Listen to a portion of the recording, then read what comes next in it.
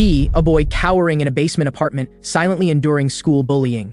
She, a wealthy school beauty at the top of the social ladder, basking in everyone's admiration. When a zombie virus suddenly erupts, order collapses and survival hangs by a thread. These two people from completely different worlds are forced together, fleeing for their lives. In this apocalyptic hell, danger is rewriting their fates. The boy's name is Jeong Min-joon. One day, an unknown virus suddenly breaks out across the world. Due to this infectious disease similar to a zombie virus, Country B rapidly falls into ruins. He and the school beauty Han Yena barely manage to survive. However, even in this post-apocalyptic world, Han Yena continues to boss Jeong Min-joon around. She once again demands that he find her water to drink. But this time, Jeong Min-joon is no longer submissive and flatly refuses her demand. Han Yena is shocked by his sudden change. She starts insulting him with harsh words, calling him utterly worthless. But Jeong Min-joon ignores her completely, because he knows that in the apocalypse, Han Yena is the real burden. He immediately decides to part ways with her. At first, Han Yena acts dismissive. She resolutely chooses to leave in the opposite direction from Jeong Min-joon. But halfway through, she discovers the road ahead is completely blocked. At the same time, she notices strange noises coming from a nearby residential building. She feels a chill run down her spine. Additionally, she smells a mixture of blood and rotting flesh. Images flash through her mind. That day when infected people suddenly appeared and lunged at her in terror. Thinking deeper about it, she eventually turns back to find Jeong Min-joon, demanding that he take her with him. But this time, the boy no longer indulges her and immediately demands an apology, and orders her to obey him from now on. Their roles have completely reversed in this moment. Han Yena feels utterly humiliated, but faced with reality, she has no choice but to comply. Suddenly, movement behind them catches their attention. Several infected people come charging at them like bullets. In the critical moment, Jeong Min-joon grabs Han Yena's arm. The two begin their long journey of escape. Time rewinds to over 10 days ago in the poor residential district. Sunlight streams through the narrow window into the old decaying basement. The computer has been on all night, still displaying that famous zombie game. At this moment, the 7:05 alarm goes off right on schedule. Jeong Min-joon wakes up groggily. He walks out of his room to find the house empty as usual. A note from his mother before she left for work is stuck on the wall. Looking at the carefully written reminders, he feels nothing inside. Every day as he leaves the residential area, he can see the towering skyscrapers across the way. That's where the wealthy live, a place he can never hope to reach. Later, he arrives at school, Songun High School. Just as he reaches the hallway, someone punches him and knocks him to the ground. The culprit is Park Song-bin from class 3, grade 11, also his classmate. He even mockingly apologizes to Jeong Min-joon. Just then, an annoyed complaint comes from behind. "Can you guys keep it down in the hallway?" Park Song-bin turns around and sees it's Han Yena from their class. Han Yena says irritably, "Don't cause trouble at school. Could you please disappear from my sight?" Park Song-bin immediately puts his arm around Jeong Min-joon like they're buddies,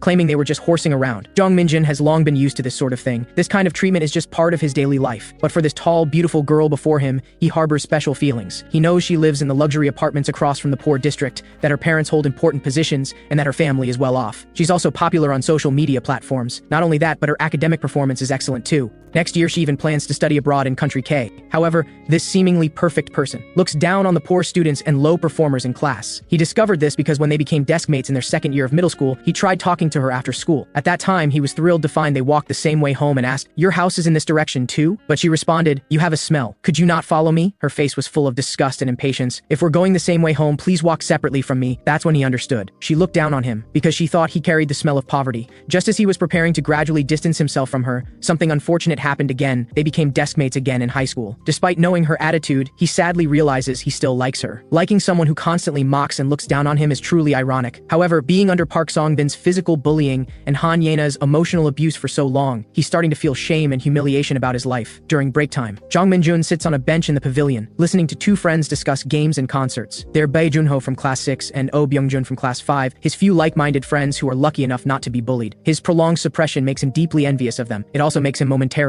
miss Bae Junho's call. Only when Bae Junho raises his voice does he snap back to reality. Bae Junho asks if he wants to go to their idol Jeon's concert together, but Jeong Min-joon declines, saying he has no interest in chasing celebrities right now. He then quietly leaves, returning to the classroom. He keeps hoping for school to end soon. Just then, he hears Park Song-bin and other classmates gossiping about someone behind him. From their conversation, it's clear this person left their parents at age 13 and came here from country N. Unexpectedly, the subject of their gossip, Kang Hak-chul, overhears everything. "What did you just say?" he asks. Park Song-bin taunts, "What's wrong? Loser, got a problem with that?" Kang Hak-chul tells him to watch his mouth, which instantly enrages Park Song-bin, who grabs him by the collar. But Kang Hak-chul shows no fear, just stares back at him steadily. Seeing the tense atmosphere, two classmates nearby quickly intervene, so Park Song-bin leans into Kang Hak-chul's ear and warns him to behave, then casually walks away. Jeong Min-joon silently witnesses the whole scene. Internally complaining what a terrible class, what a terrible school, he decides that starting tomorrow, he'll never come to school again. But unluckily, he runs into Park Song-bin again. With a fake smile, the bully threateningly tells him to go to the convenience store and buy cigarettes. Hearing Park Song-bin's same domineering and rude demands, Jeong Min-joon's had enough. Remembering he's planning to drop out anyway, he decides to thoroughly tell off this annoying guy. But when the words reach his lips, he backs down, ultimately choosing to ignore Park Seong-bin and walk away. This rare behavior greatly surprises Park Seong-bin. He immediately catches up to Jeong Min-joon and drags him to a secluded corner of a construction site and beats him up. Park Seong-bin holds up a brick, viciously threatening, "Should I just kill you today?" But the response catches him off guard. "Please, just kill me. I don't want to live anymore." Park Song-bin kicks him hard instead. His tone turns sinister. "If you mention my name in a suicide note and kill yourself, just you wait. After you kill yourself, I'll go kill your mom." With that, he leaves the battered Jeong Min-joon alone and walks away. On the way home, Jeong Min-joon thinks wearily how great it would be if the world ended tomorrow. He looks back at that luxury building reeking of money, thinking if I fell from that height, it would all be over. This thought drives him toward that building. Just as he reaches the entrance, Han Yena stops him. "What are you doing here?" She looks confused. "You weren't sneaking in to steal something, were you?" Then she notices the bruises and wounds on Jeong Min-joon's face. She walks up and asks, "Did someone hit you?" She can't help commenting, "Wow, you're such a coward. Park Song-bin bullies you and you won't even fight back? Every time I see people like you, I feel so pathetic. Even if you're worthless, you should at least have the courage to resist, right?" Jeong Min-joon doesn't answer, just silently turns and leaves. Seeing him ignore her, Han Yena gets angry, but then feels he's somewhat pitiful, so she mutters quietly, "I need to give Park Song-bin a piece of my mind tomorrow." Back home, Jeong Min-joon decides to numb his painful heart with gaming. Because he's wearing headphones, he doesn't hear the screams and cries of terror outside. He plays straight through until 10 p.m. At this moment, Bae Joon-ho and Oh Byung-joon suddenly say they need to log off even though the game isn't finished. The two discuss some newly released news,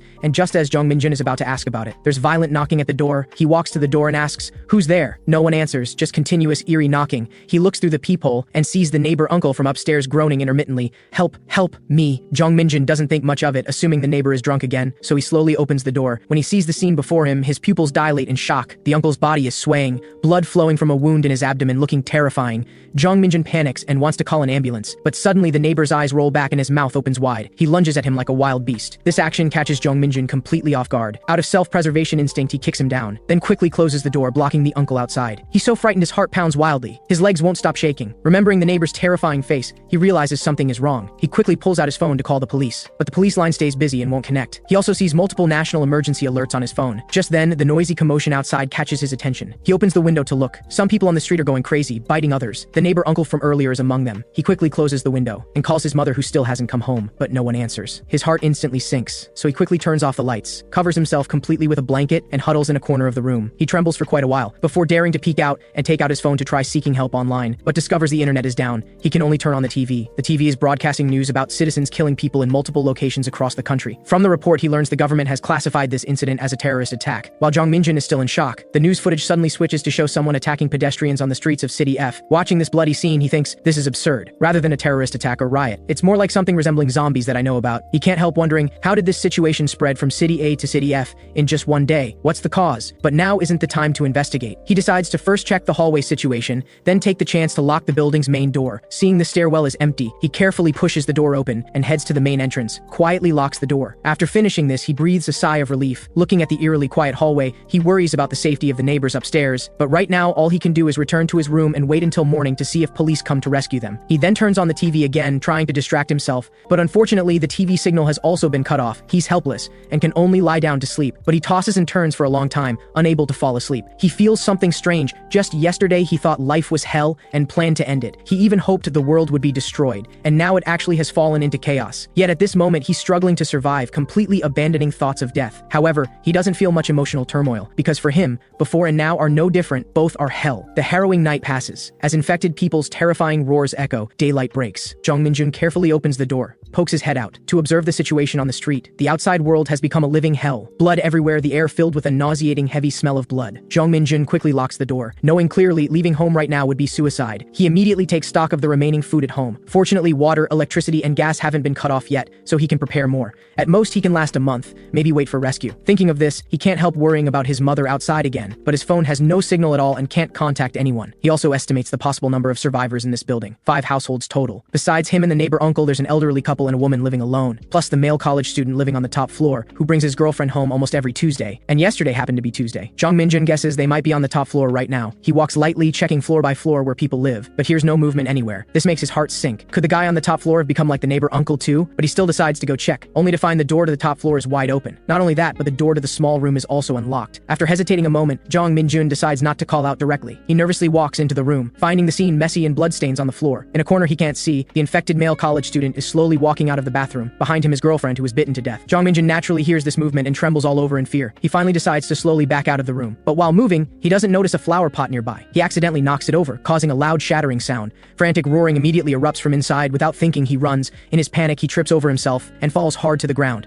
At this moment, the infected person has rushed right up to him, lunging straight at him. In the critical moment, Jeong Min-joon dodges its attack. As it lunges toward the rooftop edge, he grabs its leg and uses the momentum to flip it backward. It falls straight down from the top floor, hearing the dull thud of flesh hitting the ground. Jeong Min-joon hurries back downstairs to his home in terror. He collapses on the floor, gasping for breath, then murmurs in panic, "The guy from the top floor. He must be dead, right? He can't believe he just killed someone." But repeatedly reassures himself, none of this is his fault. He only did it to survive. He had no choice. Afterward, he just sits there until after 7 p.m. All day long, he's been consumed by guilt over killing someone. Tormented by these thoughts, he can't help but push open the building door to check the body, only to find a strangely shaped man slowly pacing on the street. Hearing the noise, the figure slowly turns around. It's the male college student Jeong Min-joon pushed down during the day. Due to the violent impact, his head is bent 90 degrees to one side, looking extremely bizarre. Watching that figure swaying toward him, Jeong Min-joon clearly realizes the crazed neighbor uncle, the male college student, and other people like them have indeed become infected. But strangely, from this moment on, he finds he's no longer so afraid of these infected people. The next day, the third day of the disaster, Jeong Min-joon eats a hot meal. He can't help thinking, is waiting indefinitely for rescue in his room the right choice? If he wants to call for help, maybe he should return to the rooftop and light a fire as a distress signal. He looks at the window sealed with cardboard, thinking, looks like I'll have to go out again tomorrow. Suddenly, his phone ringing startles him. He quickly looks at the caller ID, Mom. He hurriedly answers, his mother's voice coming through clearly. She tells Jeong Min-joon she encountered the military while escaping and is now at the Gangnam shelter, urging him absolutely not to leave his room. She says she'll find a way to get the rescue team to come for him. But before she can finish, the call drops due to unstable signal. Jeong Min-joon curses under his breath, then feels relieved that his mother's safety is confirmed. Just then, his phone keeps beeping with message notifications. He opens them to find messages from Bae Junho and Oh Byung-jun. They're actually joking around in the group chat at a time like this. While happy his friends are alive, he also feels somewhat sad. In this situation, the only ones willing to contact him are his mom and these two friends. At this moment, he suddenly thinks of Han Yena. She's the person he knows who lives closest to him and has even been to his house. That time, Park Song-bin brought a bunch of delinquent friends to his house to eat and drink. Park Song-bin even messaged Han Yena to come over, but with ulterior motives. His friend Chang Min wanted to take advantage of her, but Han Yena actually came. Seeing Jeong Min-joon sitting quietly among the group, she realized this was his house. Seeing the beautiful girl arrive, a group of thuggish guys made a commotion trying to get her inside, but the cramped space with choking cigarette smoke and the sticky damp floor made her physically uncomfortable, so she immediately said she wanted to leave. Hearing Han Yena complain about the environment inside, he felt unbearably sad. Compared to Park Song-bin bringing people to his house to drink, Han Yena's reaction made him feel even more pathetic. Recalling this, Jeong Min-joon can't help worrying about Han Yena's safety. But then he thinks, Han Yena's father is a hospital director, so he should have ways to handle this kind of crisis. However, the next second, a faint calling voice comes from outside. Jeong Min-joon whips his head toward the door, thinking he's hallucinating. But that voice sounds again. Jeong Min-joon,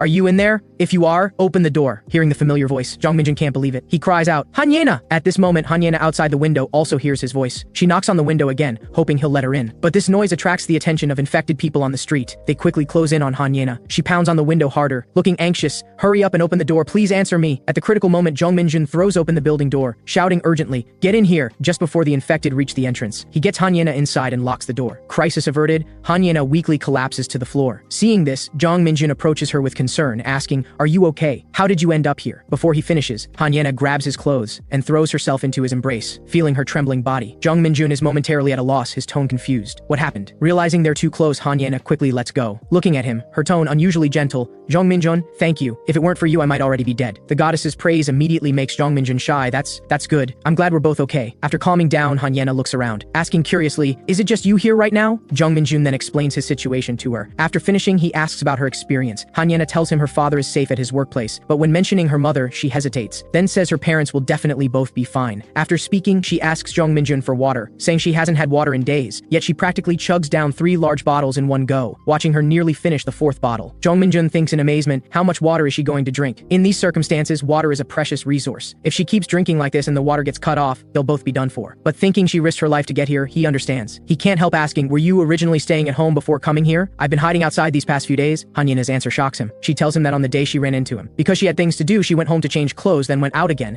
heading to the shopping center near her house. But halfway there, the crowd ahead suddenly broke into chaos, the scene complete disorder. She scattered with the crowd, hiding in a stairwell of the nearby shopping street. The stairwell had an unlocked door. She went in and found a small conference room, but the door leading into the building wouldn't open, so she could only hide in the conference room. bathroom. Fortunately, there was a bottle of water inside, which kept her going for 3 days. Later, unable to hold on, she had no choice but to come out and try to go home. But the usual route had infected people wandering around. She could only choose another alley. She kept hiding along the way and actually ended up at the community where Jeong Min-joon lives. Seeing infected people appearing from time to time, she decided to take shelter at Jeong Min-joon's place first. So even though there were infected people by the roadside, she had no choice but to steel herself and pass by, finally making her way to Jeong Min-joon's place after much difficulty. Hearing Han Yena's account, Jeong Min-joon can't help praising her bravery, but Han Yena suddenly stands up, saying she wants to take a shower, looking at her sweat-soaked armpits. Jeong Min-joon thinks briefly, then asks, "By the way, your underarms are all wet, you must have sweated a lot, right? Want to change clothes? I can lend you some." Han Yena misunderstands, thinking he has some perverted thoughts. She immediately kicks him several times and calls him a disgusting loser, then turns and walks into the bathroom, leaving Jeong Min-joon completely baffled. Hearing the sound of water from the bathroom, he starts thinking about the next plan. He was already planning to go out and look around, but with Han Yena's sudden appearance, he can't leave her alone here. But if they both stay in the room, at the current rate of food consumption, they can only last half a month at most. At this moment, he feels somewhat lost. While lost in thought, the bathroom door suddenly opens. Han Yena asks to borrow clothes. He's flattered and quickly finds a clean set of clothes to hand over. Han Yena sniffs them and says with disgust, "Ugh, they smell musty." But in this situation, she has no choice and reluctantly puts them on. Listening to her endless complaints,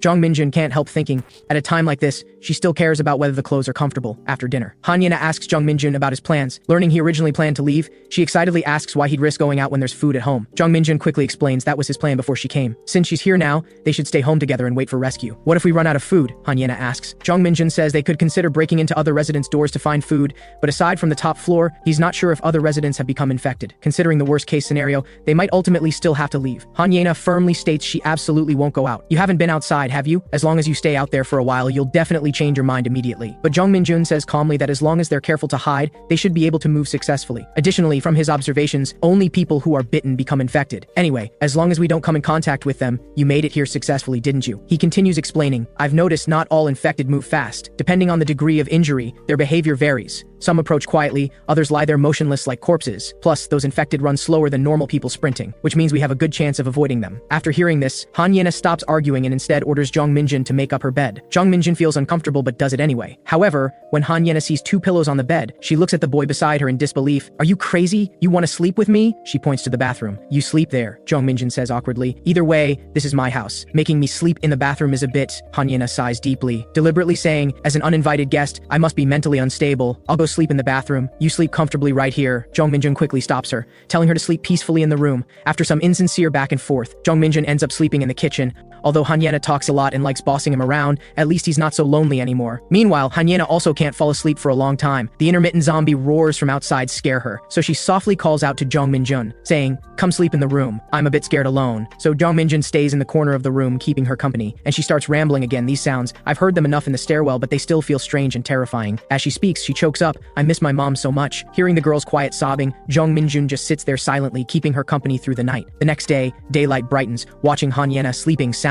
Jeong Min-joon can't help exclaiming, "Wow, what time is she going to sleep until?" The exhausted Han Yena sleeps until 9 a.m. Just as she wakes up, she sees Jeong Min-joon putting on his jacket, apparently preparing to go out. Seeing she's awake, he tells her he's planning to go to the rooftop again. He asks if she wants to come along, but she says in terror she doesn't dare go out, so he goes out alone. Reaching the main door, he's shocked to find cracks in the glass. Immediately realizing this door won't hold much longer, he continues upward, but hears Han Yena's voice behind him. There's a nasty smell. He turns back in surprise, hearing her continue, "I just have a bad feeling." Then the two come to the rooftop together. Jeong Min-joon discovers the male college student's girlfriend lying in the bathroom. She's exactly what he mentioned before, an infected person lying there like a corpse. He walks out with a grim expression, explaining the situation inside to Han Yena. Then the two discuss the materials needed for lighting a fire and the right timing. After that, the two begin their life of depending on each other. Han Yena gradually treats the place as her own home. No matter big or small, she takes it for granted that Jeong Min-joon should do everything. Jeong Min-joon gradually can't stand this lifestyle. He scrubs Han Yena's clothes vigorously, raging internally, "Damn it, I'm definitely going to leave her here and escape by myself." But he can only think about it, not daring to actually do it. By now, the electricity has been cut off, only water remains,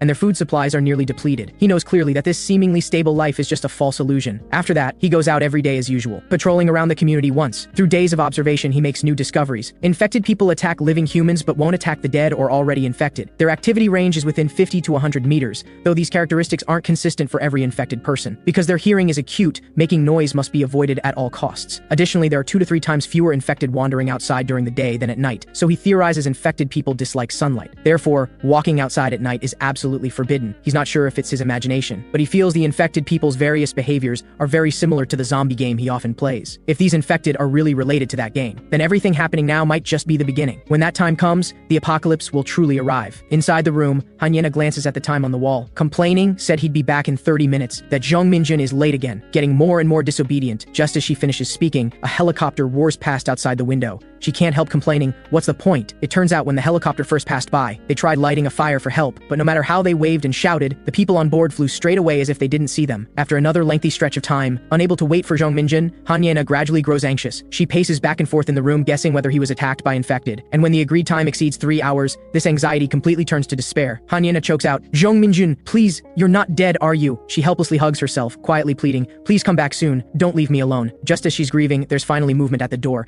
Jeong Min-joon gasps and calls out quietly, Hanyena, look at this. But when he sees her, he freezes. Hanyena looks at him through teary eyes, her face full of helplessness. You're 3 hours late, you jerk. Are you trying to get yourself killed? She's about to hit him, but he stops her. Wait, look at this first. He shows her the flyer in his hand, explaining, the helicopter dropped a bunch of these earlier. I came back late because I was looking for it. When she sees the content on the flyer clearly, Hanyena's eyes widen in shock.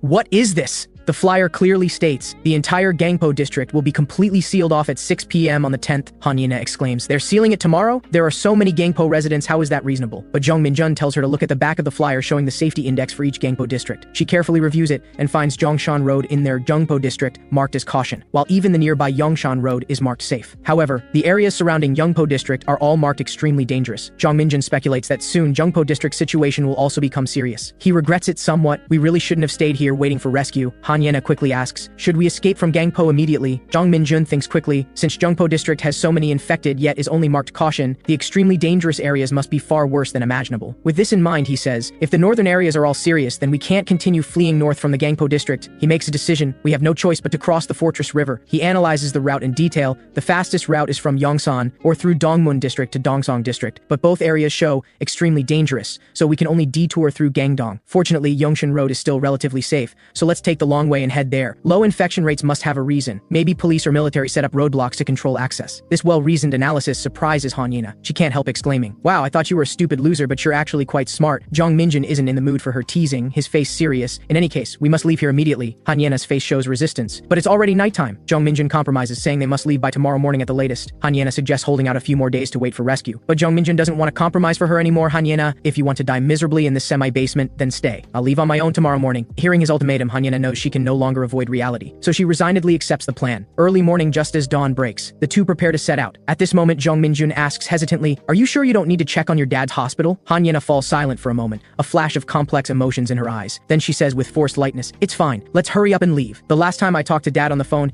he said he already took mom to hide in a shelter, so that should be enough, right? Jeong Min-joon appears to accept this, but thinks something is strange inside. What's going on? After leaving the door, Jeong Min-joon takes the lead, moving forward slowly and carefully. After confirming the surrounding infected haven't noticed them, he gestures to Hanyena behind him, who carefully follows. The two make their way through, reaching the area near the shopping district without obstruction. After walking for a long time, Hanyena can't help complaining, is Yongshan Road really this far? Isn't it supposed to be nearby? Jeong Min-joon tells her to hang in there a bit longer, but Hanyena really can't walk anymore and pleads, can we rest for 5 minutes? You're walking too fast. My feet really hurt. But Jeong Min-joon ignores her and turns to keep walking, which greatly displeases her, you jerk. All along the way, listening to Hanyena's complaints while avoiding infected, Jeong Min-joon also starts getting irritated. Then the two reach an intersection and discover a massive roadblock set up there. Looking at the mountain of stacked furniture, Hanyena can't help expressing amazement. At this point, Jeong Min-joon explains that from this roadblock onward is Yongshan Road. Judging by the scale of the roadblock, Yongshan Road is indeed safer than other areas. So the two decide to climb over the roadblock to find other survivors. However, just as Jeong Min-joon is struggling to climb, Hanyena insists on resting first. Hearing this, he finally can't help being sarcastic. Stop pretending you're tired and get over here. This statement stuns Hanyena. She murmurs in disbelief, what's with this guy's attitude? What happens next is just like at the beginning. The two run forward frantically, when suddenly they see a middle-aged man pushing aside a bookshelf by the roadside. He urgently urges them, hurry, this way. After the two enter, Jeong Min-joon helps the man move the heavy bookshelf. But at this moment,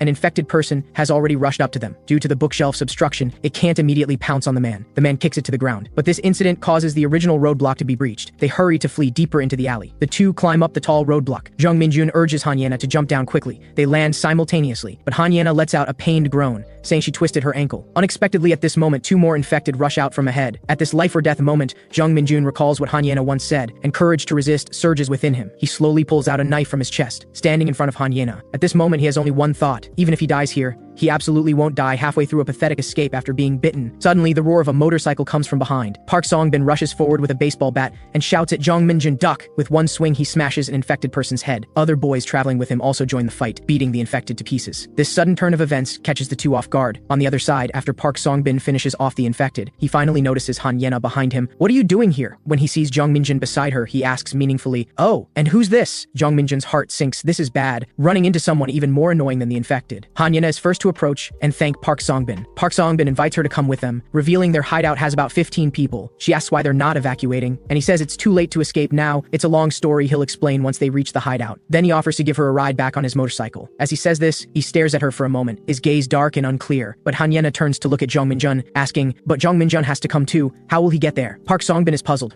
That guy too? The other classmates object to bringing Jeong Min-joon back. But unexpectedly, Park Song-bin agrees to let Jeong Min-joon join. However, Jeong Min-joon himself refuses. "I'm not going with you guys. I'll find my own way out. My destination isn't here." With that, he turns to leave. Seeing his rare kindness rejected, Park Song-bin flies into a rage and starts cursing. He threatens viciously, "The country's in chaos anyway. I really could kill you this time." Hearing this, Han Yena immediately starts arguing with him, seeing her constantly speak up for him. Jeong Min-joon can't help recalling the conversation Park Song-bin's group had at his house that day. That vulgar talk was unbearable to hear. He can't help worrying. If Han Yena goes with them, it's like a lamb walking into a tiger's den. Thinking this, he suddenly changes his mind. "Sorry, Seong-bin, I'll come with you guys." Park Song-bin welcomes this, saying they'll rest at the hideout first and take him where he wants to go tomorrow. After this, the group arrives at an underground passage. Jeong Min-joon immediately recognizes that ahead in the passage is where Park Song-bin beat him up that day. After entering the construction site, seeing the people behind restoring the roadblock, Jeong Min-joon whispers to Han Yena, "No matter how I think about it, we shouldn't be traveling with them. We should find a chance to leave. I feel like they'll harm us." But Han Yena tells him not to worry. In her view, Park Song-bin and his friends are just losers. Besides, he just said there are other adults at the hideout. Jeong Min-joon thinks she shouldn't easily trust Park Song-bin's words because he knows Park Song-bin's true nature. He then tells Han Yena all the vulgar things Park Song-bin said at his house that day. After hearing this, Han Yena's heart skips a beat. She immediately calls out to Park Song-bin, saying she's decided to leave after all. She tells him her parents are at a shelter on Seopyeong Road, so she wants to get there as soon as possible to find them. But Park Song-bin tells her terrible news. The Seopyeong Road shelter has completely fallen. If she really wants to go, she can wait until tomorrow and leave with them. But Han Yena insists on leaving now. Without waiting for his response, she's about to leave with Jeong Min-joon. Unexpectedly at this moment, the others present block their way. Park Song-bin's gaze suddenly turns sharp. "What secret do you and Jeong Min-joon have? What are you two suddenly up to?" Han Yena finally understands Jeong Min-joon's concerns were right. She tries to appear calm, but her trembling body betrays her. Nearby, Jeong Min-joon thinks to himself, "Just as I thought, I knew things would turn out this way." He knows they can't confront Park Song-bin and his group head-on right now, so he pretends to persuade Han Yena. "Let's go with them first, then explain properly." The two follow Park Song-bin through the underground passage, looking at the densely stacked roadblocks on both sides of the path. Jeong Min-joon suddenly realizes, no wonder infected can't get close to here. Seeing Han Yena's worried expression beside him, he gently touches her, quietly reassuring her, "Don't worry, he's already decided from just now. He absolutely won't leave Han Yena's side." Just as he finishes speaking, a suddenly erupting roar startles Han Yena. Behind the tempered glass on one side, several infected are violently crashing against it. Seeing Han Yena cry out in fright,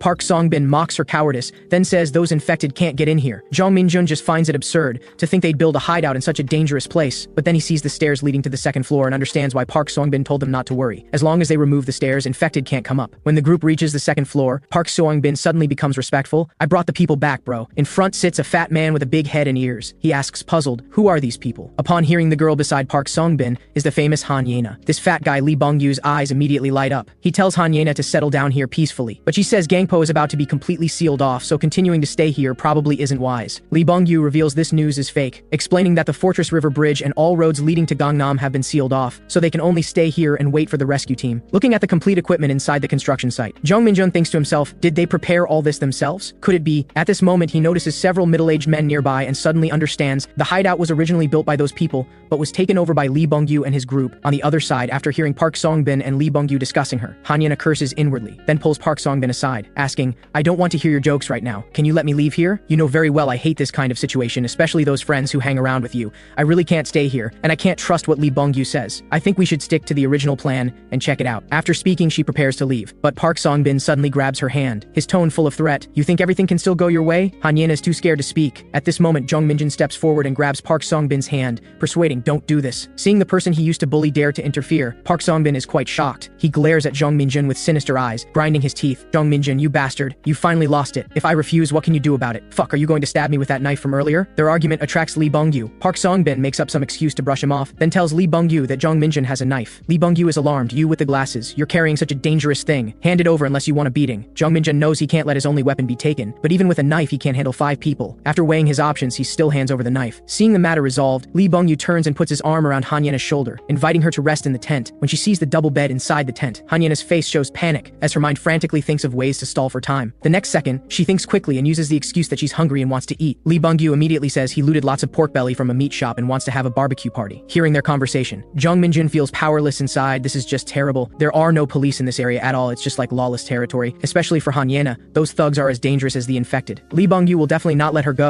He frantically thinks of ways to immediately get her out of here. Should he let the infected in to create chaos? But what about the other survivors? Yet he also can't be sure those 3 men are completely trustworthy. Or should they wait until late at night when everyone's asleep to escape? But what if they do something to Hanyena before then? His mind is in turmoil, not knowing what to do for the moment. After this, everyone starts grilling meat. A lackey hands Jeong Min-joon a plate of grilled meat, telling him to take it to those men. Looking at the meager amount of meat on the plate, Jeong Min-joon thinks, this is too much. He decides to share his portion with those men too. Feeling Jeong Min-joon's kindness, the men sincerely thank him. Night falls as expected. Looking at Hanyena sitting on the ground, Lee Bong-yu complains dissatisfied. Why do you keep sitting there? Come rest together. Hanyena firmly refuses him. I'll just sleep outside the tent by myself. This statement angers Lee Bong-yu, who immediately stands up about to walk toward her. But Park Seong-bin blocks him. Don't force her, bro. Seeing Lee Bong-yu's puzzled expression, his remaining patience runs out, his face darkening. I said don't force her, you bastard. Park Seong-bin, you son of a bitch. Are you crazy? Lee Bong-yu starts cursing him wildly. But Park Seong-bin says sinisterly, Lee Bong-yu, when I decide to stay here with you, I already thought it through. If I'm going to kill, I'll kill you first. He approaches Lee Bong-yu, announcing word by word, from now on, I'm the leader here. Lee Bong-yu can't take it anymore and swings a punch at him, but it's easily blocked by the other, who then locks his throat. A blonde lackey nearby is about to help, but gets hit in the head with a stick by Park Seong-bin's lackey. The 3 quickly subdue Lee Bong-yu and his man. Watching this sudden turn of events, Jeong Min-joon thinks, now's the time. He immediately shouts to Hanyena beside him, let's go, then rushes toward the stairs. Park Seong-bin witnesses all this and orders, catch them. The lackey in blue quickly grabs Hanyena, pulling out a knife to threaten, don't move if you don't want to die. But Hanyena bites down hard on his hand. Taking advantage of his pained loosening, she hurries toward Jeong Min-joon. Seeing the girl escape, the enraged lackey suddenly thrusts the knife at her. In the critical moment, Jeong Min-joon steps forward and firmly blocks his knife-wielding hand. Seeing the class loser dare to ruin his plans, the lackey in blue kicks him hard. The blade in his hand slashes forward, spattered blood drips down. Jeong Min-joon's abdomen is slashed. Then another lackey in white kicks him to the ground. The 2 gang up on him. Hanyena also fails to escape. Park Seong-bin catches her and begins a twisted confession. It turns out he's been coveting her since middle school. His family background isn't bad, he dresses well, and his physique is decent, yet she just won't look at him. What you can't have is most tempting, so he kept thinking about her until the darkness inside erupted like a volcano. At this moment he shows an extremely evil twisted expression, our precious Yina, let me have you just once. At this moment, one of the men steps forward to stop him. Student, no matter what, you can't treat a girl like this. But Park Seong-bin unceremoniously kicks him to the ground. He looks down at the fallen man from above, his gaze cold. Didn't I warn you last time that if you meddle again I'd kill you? He pronounces judgment like death itself.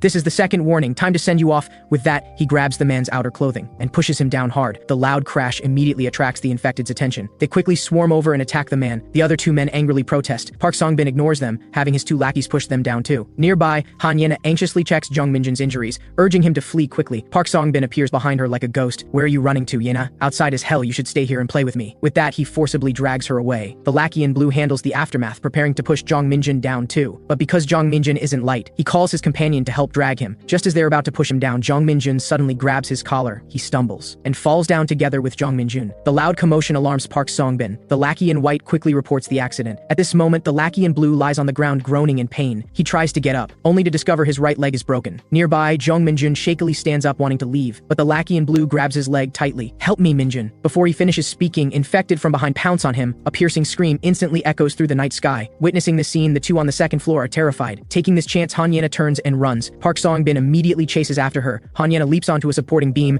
then steps on the roadblock bit by bit, trying to reach the opposite side. Park Seong-bin quickly catches up and shouts at her to stop. Hanyena ignores his threats and continues moving on top of the swaying bookshelf. She looks at the platform separated by some distance from the bookshelf, feeling apprehensive. But Park Seong-bin is still shouting behind her. She knows she can't stop, so she takes a deep breath and jumps forcefully. In one leap, she successfully lands on the other side. She looks back, only to see Park Seong-bin approaching her step by step. But when he steps on the last bookshelf, an accident happens. The already haphazardly stacked roadblock collapses in an instant. He falls straight to the first floor. Watching the bedraggled Park Seong-bin, Hanyena gets an idea. She shouts at those infected, over here, this direction, everyone come this way. The commotion immediately attracts the infected's attention. Park Seong-bin rages impotently in fury, but soon has no time to care for himself. Infected are already charging at him. He immediately takes off running. Hanyena looks around trying to find traces of Jeong Min-joon, and the person she's worried about finally limps out from a corner. He struggles struggles to grab the iron frame, slowly climbing up using the air conditioning unit. Han Yena quickly reaches out to help and pulls him up. Before the two can catch their breath, the lackey in white catches up again. The two immediately jump down, landing on the first floor on the other side. Han Yena supports Jeong Min-joon, slowly walking toward a quiet alley. Under the cover of night, the infected become even more frenzied. At this moment, Jeong Min-joon suddenly speaks, Han Yena, take this chance to escape on your own. Han Yena refutes, what are you saying? I'll definitely find a place to hide. I'll definitely save you. After walking a while, they come to a place with streetlights. At this moment, Han Yena notices an open door ahead with lights on inside. She walks in and discovers it's a warehouse. After confirming there's no movement inside, she decides to rest here briefly. After the double torment of knife wounds and fall injuries, Jeong Min-joon has exhausted all his strength. Looking at the weak boy before her, Han Yena's face shows worry. Please be okay. As she speaks, her eyes moisten and she can't help choking up. It's my fault. Because of me, you kept staying at home. Because of me, you were surrounded by infected and fell into danger. Because of me, you were brought to the construction site and got hurt. And I also caused you to be bullied at school. Just as she's crying, rhythmic footsteps suddenly sound behind her. Looking at the shadow cast on the ground by the light, Han Yena's heart pounds. Who is it? The next second, a man carrying a backpack and wielding an axe emerges. Seeing Han Yena and the boy, the man and his companion in green both breathe a sigh of relief, but the man in green looks at them more and more familiarly, and Han Yena also remembers it's the man who helped them before. The two men notice the injured Jeong Min-joon on the ground and panic somewhat. He wasn't bitten by infected, was he? Han Yena quickly explains. He wasn't bitten. He was stabbed with a knife. The man in green asks his companion if he has a first aid kit. The companion answers yes, but inadvertently circles behind Han Yena and covers her mouth, controlling her. It turns out these two men have ill intentions toward her. Just as the two are discussing how to handle the girl, they don't notice the figure appearing at the door. Until that person speaks to stop them, everyone stop. I'll count to 3, get out of here now. Before he finishes speaking, the man in green grabs his weapon and charges at him, but the newcomer pulls out a dagger, nimbly dodges the attack, then slits his throat in one clean motion. The blood spurting from his companion's neck makes the man in black tremble all over. He hurriedly holds the axe to Han Yena's neck, threatening, don't move, try anything funny and I'll slit this girl's throat. Before he finishes, he's already been hit in the head by that person's throwing knife. Looking at the astonishingly powerful boy before her, Han Yena calls out in a daze, you're Kang Hakchul? After this, Kang Hakchul bandages Jeong Min-joon's wound and explains, his wound isn't deep, there's no life-threatening danger, the fainting probably isn't from excessive blood loss, but from being beaten or hit, he needs at least a day of rest. Han Yena is curious why his bandaging technique is so skilled, and Kang Hakchul says lightly he learned it by chance before. Speaking of which, this area is very dangerous, why are you staying here? Han Yena explains in detail what happened. Learning that Park Song-bin is at the abandoned construction site, and being chased by infected, Kang Hakchul muses he might still be alive, and Yongchan Road is no longer safe now either. He tells Han Yena that due to loose organizational management, the number of infected has rapidly increased since yesterday. Now people crazier than the infected have also flooded into this area. Girls like you I've almost never seen outside, so you must be careful. Not just Yongchan Road, most of Gangpo is no different from lawless territory. Why are you here then? Han Yena asks back. Kang Hakchul answers calmly, I have some personal reasons. I originally planned to set out for Gangnam first thing tomorrow morning. This statement immediately delights Han Yena. Then she remembers the flyer's content, but the flyer said Gangpo was already sealed off today. The situation is even worse now, Kang Hakchul says gravely. I'm not sure if all of Gangpo is sealed off, but all the bridges over the fortress river leading to Gangnam were blocked at least 2 days ago. This news makes Han Yena's heart sink. Kang Hakchul continues, however, it's not completely hopeless. If we can find a duckboat or small yacht, we should be able to cross the fortress river. Han Yena asks worriedly, but is Gangnam really safe? Gangnam certainly can't guarantee 100% safety, but my sister has already gone to a shelter in Gangnam, so I have to go no matter what. Kang Hakchul answers. Han Yena asks why he was separated from his sister, so he slowly explains. It turns out on the second day of the outbreak, he hid in a nearby temporary shelter with his sister and uncle. Soon the military arrived, saying Gangpo was too dangerous and they were transferring some survivors. But only the elderly and children could be evacuated first, so he had to stay at the shelter. At that time, he asked a soldier, where are you taking my sister? The other only answered, we'll take her to the Gangnam shelter. Speaking to this point, Kang Hakchul's tone drops, but the military never came back. What about your uncle? Han Yena asks. Kang Hakchul tells her that shortly after, infected also appeared in the shelter. He successfully escaped, but his uncle became infected. After speaking, he picks up his backpack and stands, saying he'll set out as soon as it's light. Han Yena urgently begs him to take them along, but Kang Hakchul says taking 2 people is too much. In his experience, when 3 or more people travel together, there's often danger. At least one person will die. But Han Yena directly kneels to plead, because with just her and Jeong Min-joon, they have no idea how to escape from here. Kang Hakchul silently watches her for a moment, then sighs, Han Yena, you've really changed a lot, though we're in the same class. I don't really know you. I always feel you're very different from how you are at school. He ultimately agrees to her request. Wait until dawn, after Jeong Min-joon wakes up, then we'll talk. Get some good rest first. The next morning, Kang Hakchul wakes Han Yena asking, when you escaped from the abandoned construction site, you didn't see what happened to Park Song-bin in the end, right? After receiving her affirmative answer, he says he's going to the abandoned construction site. Han Yena strongly urges him not to go, believing Park Song-bin has already become infected. She sees him as her lifeline if something happens to you. Hearing this, Kang Hakchul just smiles slightly. Do you want to know how my sister and I escaped from country N when I was 12?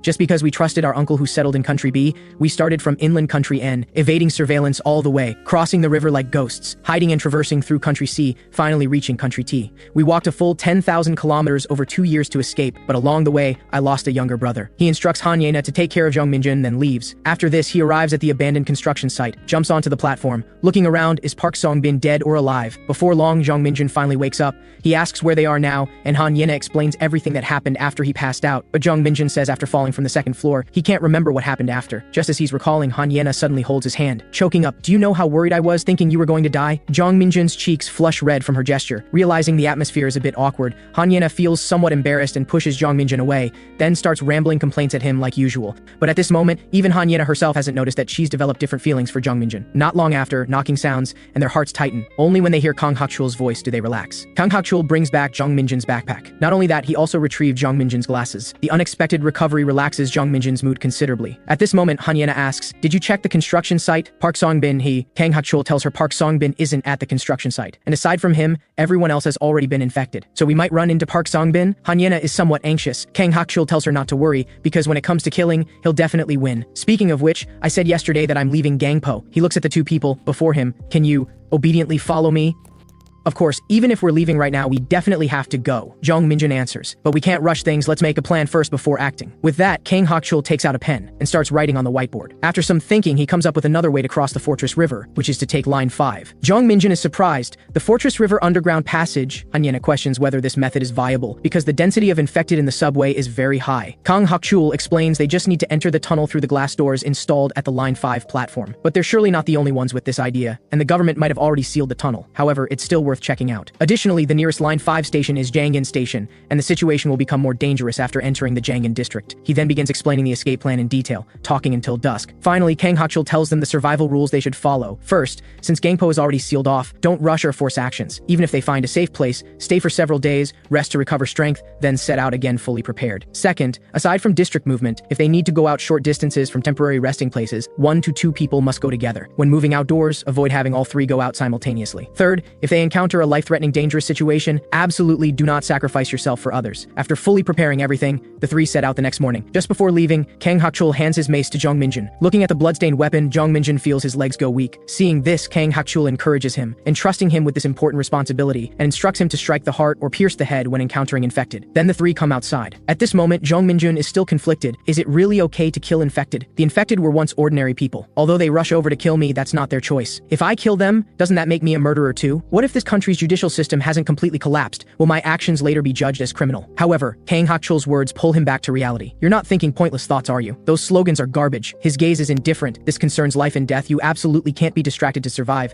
If you don't make up your mind, you'll die immediately. During their conversation, Han Yena, walking ahead, looks worriedly at what's in front. She hesitantly speaks. Can we not take this road? I feel like there are a lot of infected. How do you know? Kang Hak-chul asks. As long as infected get close, I can smell their distinctive stench. The smell here is especially strong, Han Yena answers. Kang Hak-chul is very surprised. You can sense where the infected are. Han Yena explains it's a kind of intuition. Sometimes she can also sense corpses, but if there are only 1 or 2 infected, she can't detect them unless they're close. Jeong Min-joon suddenly realizes. It was like this several times before too. Han Yena has a keen sense of smell and reacts strongly to odors. At this moment, Kang Hak-chul says he'll personally go ahead to confirm. He walks to the corner, and indeed discovers a large number of infected gathered there. After returning, he confirms the situation is accurate and points out they need to change routes. At this moment, Jeong Min-joon signals the 2 to look up. There's an infected soldier on the rooftop of the building next door. They immediately enter this building. Kang Hak-chul observes with binoculars that there are at least 3 or more infected on the opposite rooftop. One of them is even carrying a rifle on their back. Jeong Min-joon guesses he wants to get that gun and immediately tries to stop him. No one can guarantee there are bullets in the gun, and even if there are, the gunshot will attract more infected. Moreover, they don't even know how to use a rifle. But Kang Hak-chul says he knows how to use a gun and insists on getting it. Jeong Min-joon no longer objects. He thinks again of the zombie game he used to play, uneasiness surging in his heart. If reality truly syncs with the game, sooner or later they'll need weapons like guns, so he agrees to Kang Hak-chul's plan. Kang Hak-chul tells Han Yena to stay put. Then he and Jeong Min-joon come to the first floor open area. To avoid encountering other infected, they decide to climb the railing up to the rooftop. On the rooftop, Kang Hak-chul carefully peeks out his head. There are indeed only 3 infected on the terrace, but they're too close together, making it difficult to quietly take down any of them. At this moment, Kang Hak-chul proposes taking down these infected within 10 seconds. He'll handle the nearest infected, and when the other 2 rush over, Jeong Min-joon will handle one of them. Seeing Jeong Min-joon still hesitant, Kang Hak-chul reminds him again what they need to consider first right now is staying alive. For this, they must use any means necessary. Hearing this, Jeong Min-joon finally makes up his mind. After this, Kang Hak-chul climbs onto a bookshelf and jumps down forcefully. The commotion immediately attracts the infected's attention. He pulls out his knife, wanting to take down the one in front, but that infected trips itself, causing his attack to miss. His heart sinks. We're done for. He hurriedly swings the knife forward in a slash, only to find the cut is too shallow. He quickly shouts, Jeong Min-joon! Jeong Min-joon immediately grabs the mace and appears behind one infected, smashing hard at its head head, that infected falls to the ground. Just as he thinks he's taken care of it, it suddenly springs up again and lunges at him, giving him quite a fright. Kang Hokchul nearby sees this and thinks he can't kill infected this way, and at this moment another infected has already rushed up to him. He fights desperately against the infected before him, realizing he must prioritize taking down this guy with the rifle. Thinking this, he stabs the opponent's neck. Though the opponent is killed, their body momentum knocks him down, causing his knife to fall to the ground. In the critical moment, he grabs that rifle, quickly chambers around, shoves the barrel into the other infected's mouth and pulls the trigger, taking it down. On this side, Jeong Min-joon is still locked in struggle with the last infected. He anxiously calls out Kang Hokchul's name. Kang Hokchul nearby says quietly, "Jeong Min-joon, being able to do this the first time, you're already very brave," then raises the gun at the infected and shoots it dead. The gunshot is extremely loud, even Han Yena inside on the other side can hear it clearly. She quickly uses binoculars to observe across the way. Finding both are unharmed, she finally relaxes. On this side, Jeong Min-joon feels guilty for not being able to help, but Kang Hokchul says he did his best and just needs to practice swinging the bat more in the future. Jeong Min-joon curiously asks if he's used a gun before, and Kang Hokchul answers he fired 2 or 3 times when he was 12. He then starts counting the remaining bullets. At this moment, Jeong Min-joon notices roaring coming from downstairs. The gunshot must have attracted nearby infected. When she finds the two have disappeared from view, Han Yena prepares to go to the first floor to meet them, but hears strange noises from downstairs. She looks out the window and sees a large number of infected gathering toward Jeong Min-joon and the others' direction. She starts worrying about their safety, hesitating whether she should continue waiting here. Suddenly, she notices an infected downstairs looking up. The moment their eyes meet, that infected actually smiles eerily. Han Yena is so frightened she immediately hides. Her heart in turmoil, it actually smiled at me? At this moment, rhythmic footsteps echo in the hallway. At an angle Han Yena can't see, that infected is slowly climbing the stairs. Hearing this terrifying noise, she thinks, that's impossible. When Kang Hokchul and the others left, they clearly closed the first floor entrance and blocked it with nearby items. She's puzzled. How did it get in? Would infected do this kind of thing? At this moment, that infected has already reached Han Yena's floor. She closes her eyes tightly, not daring to make a sound, but is still discovered. She sees it swaying as it walks toward her. Han Yena happens to open her eyes at this moment and sees the infected grinning at her, scaring her into screaming. Just then, someone delivers a fierce strike piercing through its head. It turns out Kang Hokchul and Jeong Min-joon arrived just in time. The three then enter a restroom for a brief adjustment. After hearing Han Yena's description, Kang Hokchul also finds it hard to believe. Han Yena explains that making eye contact with that infected felt just like making eye contact with a real person. Kang Hokchul also says when they came back just now, they found the obstacles on the first floor all knocked over and the door damaged, just like an uninfected person deliberately broke in. But from what he knows, infected behavior patterns only consist of attack instincts. Jeong Min-joon nearby speculates that a few infected might be special infected or are gradually mutating. Maybe they not only can climb ladders or jump, but in the future might even coordinate to formulate strategies to attack survivors, and their physical abilities might evolve too. Kang Hokchul asks how he knows this. He then explains to them about the zombie game he used to play, but those two don't take it seriously after hearing, and just think he's talking nonsense. Then they start taking inventory of the weapons they found, 1K2 rifle with 15 bullets, 2 military knives. Kang Hokchul distributes the 2 knives to Jeong Min-joon and Han Yena. Seeing Han Yena somewhat hesitant, he reminds her to learn self-defense as soon as possible. She can't always wait for others to save her. Not only that, but he also needs to teach them both how to use the rifle. If I die, Jeong Min-joon, you'll have to know how to use this rifle, Han Yena. There might also be situations where you need to shoot. As soon as he finishes speaking, the atmosphere becomes somewhat stagnant. Then the two tell him not to say such unlucky things, also saying people who usually say such things die first. But Kang Hokchul firmly states that everyone will survive. Jeong Min-joon sits down beside Han Yena, saying he's willing to learn to shoot. He turns to ask her, what about you? But Han Yena suddenly turns her head away from him, while also scooting away. She says sullenly, I don't know. She pauses, and don't come near me. Jeong Min-joon finds it strange, what's wrong with you? Han Yena answers, I just don't want to be near you right now. Hearing him and Kang Hokchul speaking in low voices, Han Yena thinks helplessly, that loser really can't read the room. She lowers her head to sniff herself. Her heart uneasy, these past few days I haven't been able to shower. Could I have a weird smell? On second thought, staying alive is most important right now, yet I'm still worrying about this. I'm such an idiot too. The reason she cares so much and doesn't want to be near Jeong Min-joon is because she's afraid he'll smell any odor on her. She's also gradually discovering she's starting to care more and more about his opinions. Thinking this, she quietly lowers her head, her face slightly flushing. After resting briefly, the three continue on. Kang Hokchul asks Han Yena if they can take this road. She says they can. At this moment, Jeong Min-joon notices something wrong with Kang Hokchul's leg. Kang Hokchul says when he fell with the infected earlier, he got injured, probably a ligament strain. Seeing the main fighter injured, Jeong Min-joon is very alarmed. But Kang Hokchul says this is nothing for him, then proposes they need to find a place to sleep. Suddenly, Han Yena stops in front of an iron door. She smells infected. The next second, violent roaring of infected comes from behind the iron door. At this moment, someone shouts down at them from the rooftop, Hey, you're survivors, right? A middle-aged man helplessly pleads, I've been trapped on the roof for 2 days, please help me. Kang Hokchul asks how he got trapped. The man says he came out looking for daily necessities and ended up being chased by infected to the rooftop. He says the iron door downstairs was also closed because when he called out to other survivors before, when they heard there were infected inside, they pulled the door shut. Kang Hokchul asks how many infected are in the building. The man answers about 6 or 7. Thinking of such a large number, Kang Hokchul ponders for a moment, then refuses the man's request for help, saying he's unable to help. He ignores the man's pleas and turns to leave. Seeing him about to leave, the man can't help choking looking up and loudly pleading, "Please help me, my wife and son are still waiting for me to come home." Han Yena can't bear it and asks, "Is it okay for us to just leave like this?" Jeong Min-joon also asks, "Might there be another way?" Hearing this, Kang Hak-chul helplessly lowers his head and sighs deeply, then compromises by asking, "What way?" After Jeong Min-joon explains, they arrive in front of a tunnel. Kang Hak-chul confirms, "You mean after opening the iron door, lure the infected onto the road we just walked? After shaking them off, escape back here and take the chance to push that white car to block the tunnel, right?" Jeong Min-joon says he has relevant experience. When he was young, he and his late father once pushed a car parked in the middle of the road together, so he thinks they have the ability to move this car. But since Kang Hak-chul sprained his ankle, he'll be responsible for luring away the infected,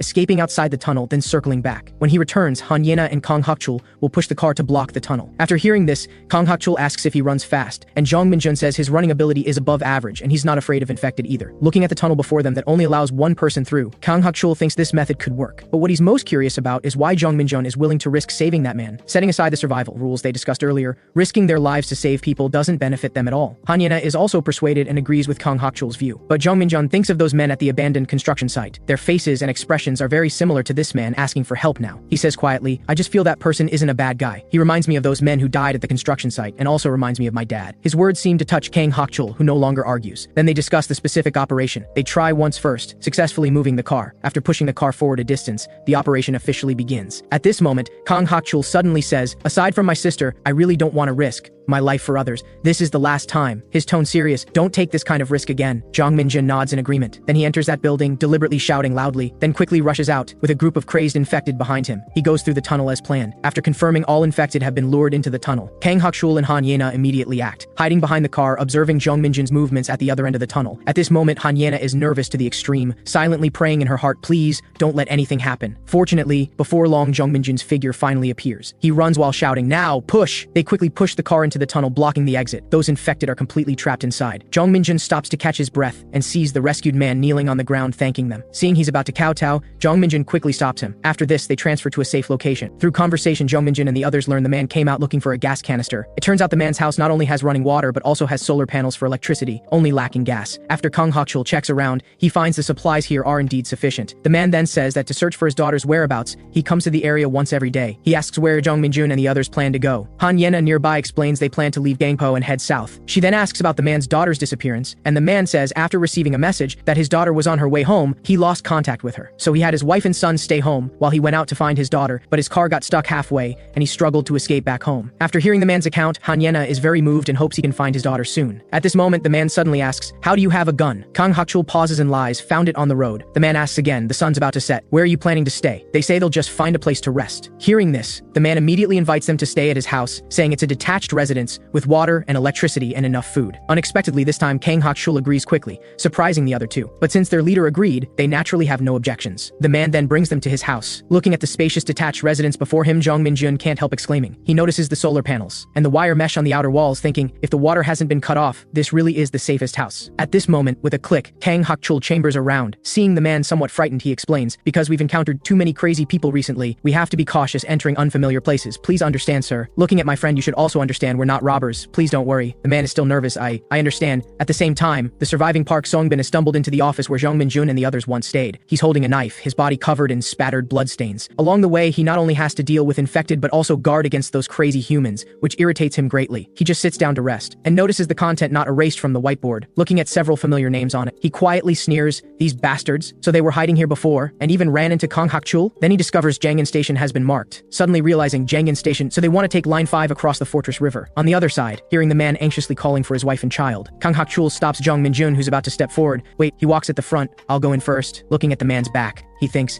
if this man is lying to us, then we'll have no choice but to immediately seize this house. But when Kang Hak-chul sees the scene inside clearly, he's stunned. A family of 3 is hugging each other and crying. Kang Hak-chul also relaxes his guard and lowers his gun. After this, the hostess named Moon Ji-yeon warmly welcomes them, saying she'll cook first and everyone can take showers. Hearing they can shower, Han Yena's eyes immediately light up. At this moment, Moon Ji-yeon holds her hand, praising her beauty repeatedly, saying she's just like a big star. Hearing all this praise makes Han Yena very shy. Then Moon Ji-yeon pauses and puts away her smile, saying dejectedly, "My daughter is about your age too. Just started college this year, but unexpectedly went missing a few days ago." Han Yena immediately comforts her, "Your daughter must still be alive." Quietly listening to their conversation, Jeong Min-joon inadvertently glances over and discovers the man's son is secretly watching them. Finding his peeking discovered, the boy immediately runs away. Jeong Min-joon silently thinks, their son looks like he should already be in elementary school. At this moment, he walks toward Kang Hak-chul sitting on the sofa. "How's your foot?" Seeing Kang Hak-chul Hak-chul's obviously swollen ankle, he exclaims, "My god, it's this serious." Kang Hak-chul says lightly, "If possible, it's best to rest here for several days before leaving." He says just to be safe, they need to carefully check this house. Jeong Min-joon can't help admiring his meticulousness and vigilance. At 7:30 p.m., everyone starts having dinner. This is also the first proper meal Jeong Min-joon and the others have had in so long. At this moment, the man, Seo Jae-hoon, asks Kang Hak-chul how they plan to get to Gangnam. Kang Hak-chul tells him the planned route. After hearing, Seo Jae-hoon quickly says his daughter went missing at Gwangnaru Station on Line 5. Kang Hak-chul thinks to himself, Gwangnaru Station is the closest Line 5 station to the Fortress River, about 6 or 7 stations from Jangan Station, and also the last station before crossing the Fortress River. He tells Seo Jae-hoon this information. Seo Jae-hoon also agrees. He originally drove to find his daughter, but got blocked on the way to Gwangnaru Station, so he abandoned the car and walked to Janghan Station, only to find it had already been taken over by infected. Kang Hak-chul asks if it's difficult to drive other routes. Seo Jae-hoon says most roads are blocked by abandoned vehicles or obstacles. Driving rashly would be very dangerous. These words also make Kang Hak-chul give up his original plan to drive. Night deepens. Moon Ji-yeon brings them to her daughter's room, saying they can rest in her daughter's and son's rooms, but Jeong Min-joon says he and Kang Hak-chul can sleep in the living room. So Moon Ji-yeon arranges for Han Yena to sleep in the room. However, Han Yena looks back at Jeong Min-joon, then says she also wants to sleep in the living room. Jeong Min-joon urges her to sleep in the bed. After all, she hasn't slept well these past few days, but Han Yena says again it's fine. What's wrong? Wouldn't sleeping alone be more comfortable? You just said you didn't want to be near me, so why now? He seems to suddenly remember something.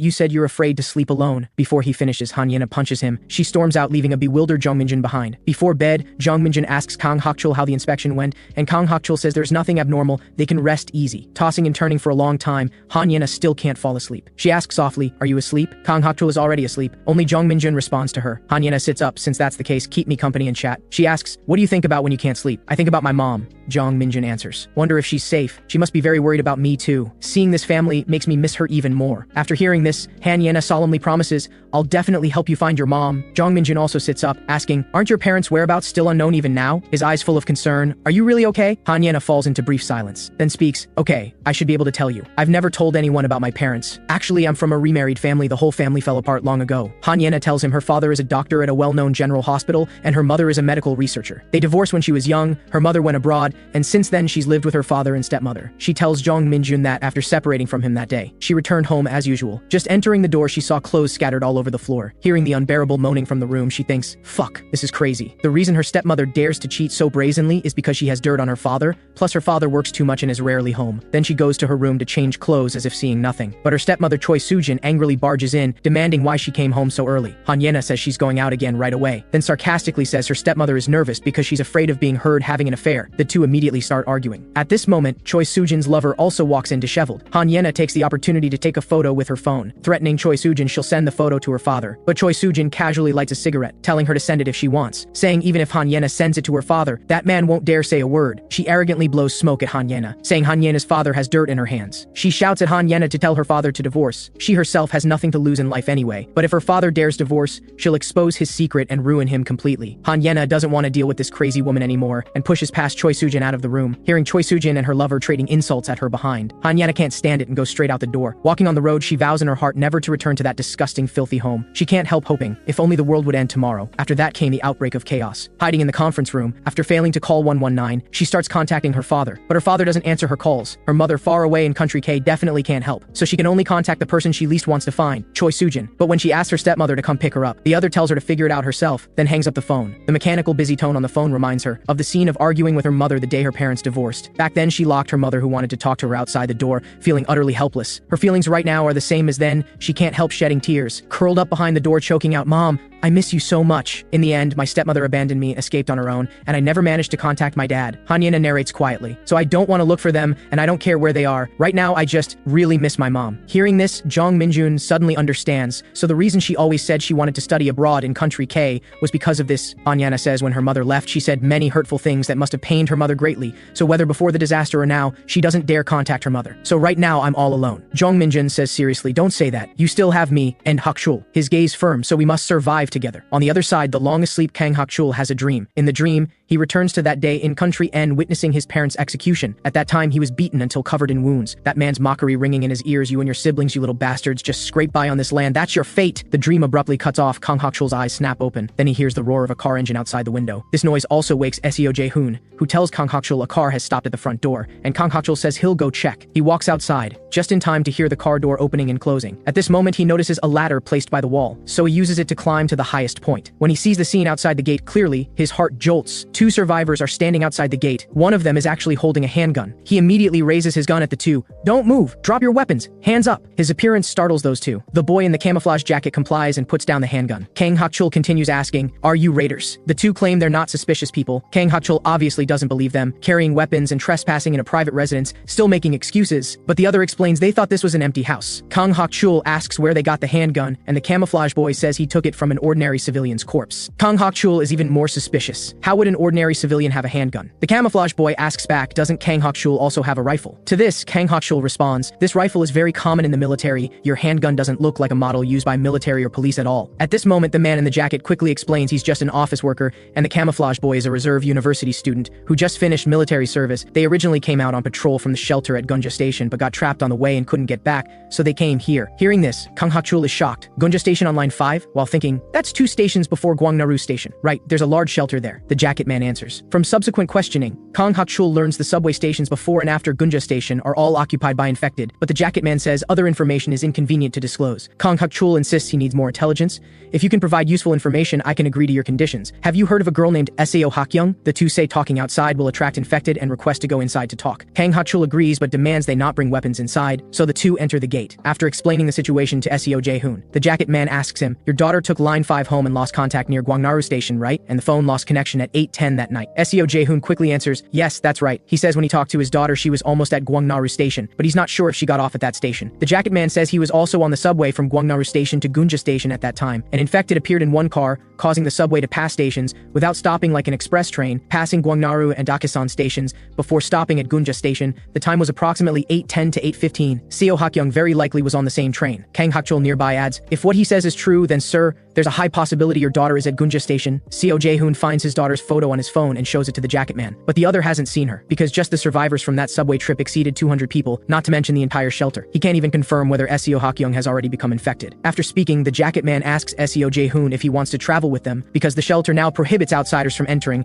and breaking in alone might get him shot by guards. But Kang Hak-chul says traveling together is difficult, so the jacket man suggests setting up a relay station on the way to Gunja Station. If Kang Hak-chul and the others drive there, he can tell them the passage route. He and his companion will hide nearby and set out tomorrow. He hands Kang Hak-chul a walkie-talkie, saying they'll hide within a 500 to 1,000 meter range and contact via walkie-talkie before reaching the relay station. Then he requests Kang Hak-chul provide 2 days worth of food. "We've gone this far, you should be able to trust us, right?" the jacket man asks. This time, Kang Hak-chul doesn't question further and gives them the food. Back inside, Kang Hak-chul tells Han Yena and Jeong Min-joon his plan. Han Yena worries those two survivors might be lying, but Kang Hak-chul thinks they have no need to fabricate such lies, and they don't seem like bad people. After explaining, he asks Seo Jae-hoon about his plans. "If we're going on foot, we probably can't travel together with your family. However, if we can find a 6-seater vehicle, we should be able to move together to the relay station." But he emphasizes that if they encounter dangerous situations along the way, he'll prioritize self-preservation, and Seo Jae-hoon needs to figure out how to protect his family himself. "Please think it over carefully." These words leave Seo Jae-hoon's family in silence, as they can't make an immediate decision right now. Then Han Yena starts organizing the food they need to bring. Midway, she suddenly realizes she hasn't seen Jeong Min-joon, so she goes upstairs to find him, and sees Jeong Min-joon chatting with Seo Jae-hoon's son Seo Ha-joon about games they both like. Learning that Jeong Min-joon also likes that famous zombie game, Seo Ha-joon reveals his dream is to become a developer of such games. Listening to them discuss enthusiastically, Han Yena can't help interrupting, "When did you two become so close?" Then she glances at the wall, and discovers Seo Ha-joon is a fan of the popular girl group Lumina. At this moment, Seo Ha-joon is called away by his parents, while Jeong Min-joon stares at Jian on the poster, lost in thought. Seeing this, Han Yena asks, "Is she your type?" Jeong Min-joon's answer surprises her. "She's someone I knew when I was young." As soon as he says this, Han Yena bursts out laughing, mocking him for being delusional. Jeong Min-joon explains seriously, "Really, she's 1 year younger than me. After I started middle school, she moved away, and we haven't been in contact since." He slowly stands after learning she became an idol. "I've been silently cheering her on, though her world has become very distant from me." Seeing Han Yena still looking disbelieving, he says helplessly, "Forget it if you don't believe me. I told my friends too, and they all said my delusions are too severe." Then he leaves the room. Although Han Yena mocks him verbally, somehow she actually starts to believe Jeong Min-joon's words. Later, Seo Jae-hoon finds Kang Hak-chul, saying his family has decided to go to the Gunja Station shelter together. He also explains he's already thought about what vehicle to take. 1 kilometer from the residence there's an ambulance. evidence. Although there are infected in the car, they just need to clear them out. However, from his observations, there are 2 infected in the driver and passenger seats. Though he can't see inside the cabin, he heard movement, so he estimates there may be 3 or more infected in the vehicle. He adds that he discovered that vehicle 3 days ago and estimates it's still in the same place. Kang Hak-chul agrees with Seo Jae-hoon's suggestion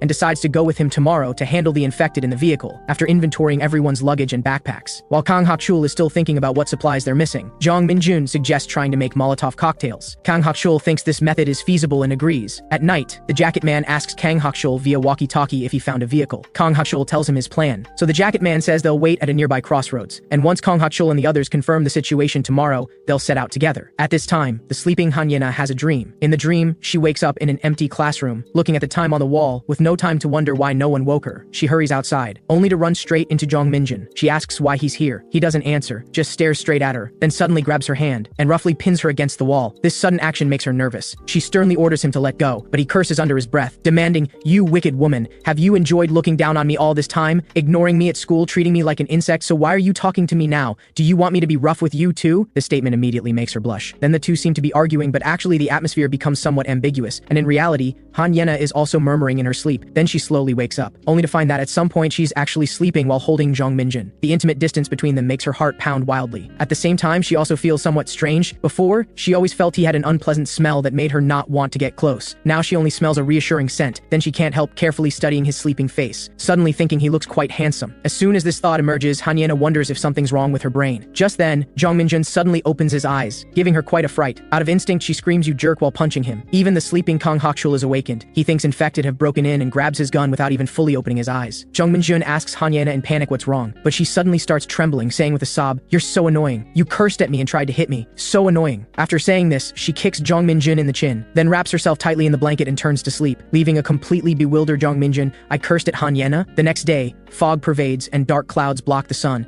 not a ray of sunlight visible. Before departure, Kang Hak-chul repeats the plan again. He and Seo Jae-hoon will drive the ambulance back home, then Han Yena and Jeong Min-joon will be responsible for opening the garage door, then load luggage and depart. He instructs Jeong Min-joon to go upstairs to monitor the surroundings, and before they return, he must have a good grasp of the situation nearby. After speaking, the two set out. During the time Kang Hak-chul and Seo Jae-hoon are out, Jeong Min-joon keeps observing with binoculars, but never sees the two's figures. But unexpectedly at this moment, gunshots suddenly come from not far away. Han Yena asks if these gunshots are from Kang Hak-chul, but Jeong Min-joon thinks not, because that sound is different from rifle shots. He guesses it's those two survivors from yesterday who fired. Suddenly, Han Yena smells an extremely strong stench, so strong it almost makes her vomit. She says in panic that something is approaching. The next second, a not-so-unfamiliar voice rings out, "Open the door!" Jeong Min-joon picks up binoculars to look. The jacket man from yesterday is desperately running this way. He's covered in blood, tightly gripping a gun. He rushes outside and pounds on the gate, shouting at Jeong Min-joon to open the door. Jeong Min-joon asks where his companion is, and the other answers his companion is dead, questioning why Kang Hak-chul didn't respond to the radio. A monster appeared. He says with a trembling voice, his eyes full of despair, "Even shooting can't kill it." Jeong Min-joon also sees the monster he mentioned. The monster's body is abnormally large, covered in jiggling fat. Its mouth keeps mumbling Yena. It's actually Lee Bong-yu. At this moment, Jeong Min-joon just feels terrified. Everything coincides with the plot of the zombie game he played. The kind of fat zombie in the game that's hard to defeat has actually appeared in reality. In this instant, the unease that's been lingering in his heart is finally confirmed at this moment. A few minutes ago, looking at the infected in the vehicle, Kang Hak-chul asks if Seo Jae-hoon can reverse and escape after starting the vehicle, and Seo Jae-hoon says no problem. At this moment, gunshots from not far away attract their attention. Then the jacket man's call comes through the walkie-talkie. "Hak-chul, did you find the car? Come quick! There's a problem here." Kang Hak-chul immediately realizes it's those two who fired and quickly urges Seo Jae-hoon to deal with the infected in the car. After the two agree on tactics, they immediately take action. On this side, Jeong Min-joon quickly opens the door for the jacket man. Just as the jacket man is about to rush in, an infected suddenly appears from behind and pounces him to the ground. This sudden situation leaves Jeong Min-joon at a loss, while Han Yena nearby urgently tells him to get inside quickly. At this moment, she sees the monster-like terrifying Lee Bong-yu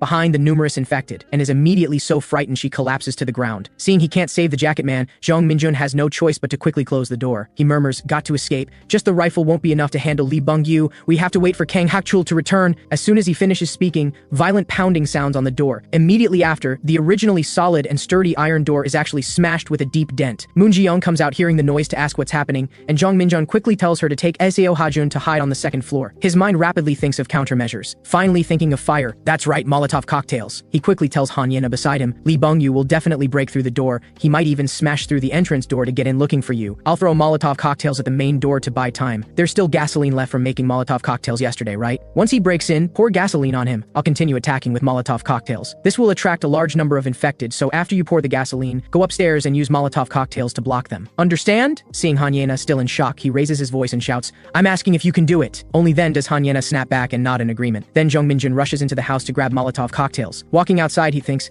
Lee Bong-yu's commotion will attract more infected. The moment the door is smashed, all infected will pour in. But according to my speculation, even infected with extremely strong attack instincts should fear flames. They might be afraid of fire. At least this can prevent infected from swarming in all at once. Sure enough, Lee Bong-yu destroys the iron door with one punch. He steps through the flames but remains unharmed. Looking at the giant before him, Jeong Min-joon thinks, if we don't take him down, everyone will die. At this moment, Hanyena's shout attracts Lee Bong-yu's attention. You pervert! Are you looking for me? She pours a large bucket of gasoline from the second floor, drenching Lee Bong-yu thoroughly. Jeong Min-joon takes the opportunity to throw a Molotov cocktail at him. Flames instantly consume Lee Bong-yu's body. Jeong Min-joon tells Hanyena and Moon Ji-yeon on the second floor to continue attacking the invading infected with Molotov cocktails. But there are too many infected gathering, they really can't hold them off. Jeong Min-joon thinks, if only we had Hakchul's rifle. Seeing the two on the second floor have used up all the Molotov cocktails, he picks up the last Molotov cocktail wanting to throw it, but is pinned to the ground by an infected that suddenly pounces. Hanyena immediately wants to go downstairs to save him, but Jeong Min-joon shouts to stop her, not letting her come down. Seeing himself surrounded by infected, he thinks silently, is this as far as I can go? Just as he thinks he's certainly doomed, someone shoots the infected in front of him in the head. Then comes Kang Hakchul's voice, get up. While the infected haven't closed in, stand up quickly. At this moment, Lee Bong-yu, wrapped in flames, is still trying to struggle to his feet. Time is pressing, everyone starts quickly and orderly loading luggage onto the vehicle. Kang Hakchul is responsible for shooting down the continuously surging infected. After taking down the nearest infected, only one bullet remains in his magazine. He quickly gets in the vehicle. The vehicle immediately departs. After this thrilling, fierce battle, the vehicle is left with only post-disaster silence. Jeong Min-joon recalls what just happened. This is the first time he's witnessed someone lose their life at such close range. Thinking of this, he feels the wound on his abdomen starting to ache faintly. In the front driver's seat, the two are discussing the travel route. According to the route provided by the jacket man, turning left from Life Tavern and continuing straight will reach the destination. SEO Jae-hoon sees there's still some time before dark and suggests going to Gunja Station to look first, but Kang Hakchul says the weather is gloomy with low visibility and suggests going to the meeting point first, waiting for clear weather. At this moment, they happen to drive to Sky Hotel. The hotel interior is dark and gloomy, looking somewhat terrifying. After confirming, Kang Hakchul says rooms 202, 203, and 206 on the second floor are relatively safe, telling everyone to rest in these rooms separately. He instructs everyone that rooms with X-shaped marks are very dangerous and absolutely cannot be entered. Also, there are infected in the fourth floor hallway. Absolutely cannot go up. After discussion, the team of three still moves into the same room. Upon entering, Jeong Min-joon silently walks into the bathroom without a word. He feels his wound is hurting more and more. When he lifts the gauze on the wound, he's instantly stunned. Signs of mutation have actually appeared around the wound, just like being infected. He can't help recalling where exactly he got infected. He suspects he was bitten by the infected that just pounced on him. But after checking, there's no wound on his wrist. He also guesses he was infected through the wound after being stabbed at the construction site. And after falling from the building, he did lose consciousness. But if he was infected then, he should have mutated long ago. He also remembers when Kang Hakchul shot the infected just now. Blood splattered into his eyes. He can't help wondering if bodily fluids can transmit through eyes or mouth. Perhaps Kang Hakchul's previous judgment was wrong, or maybe this is just wound inflammation? But a sudden dizziness reminds him the reality may not be so. His intuition tells him he's really been infected. Seeing Jeong Min-joon has been in the bathroom for over half an hour, Hanyena can't help worrying, unable to resist urging him to come out quickly. As soon as she finishes speaking,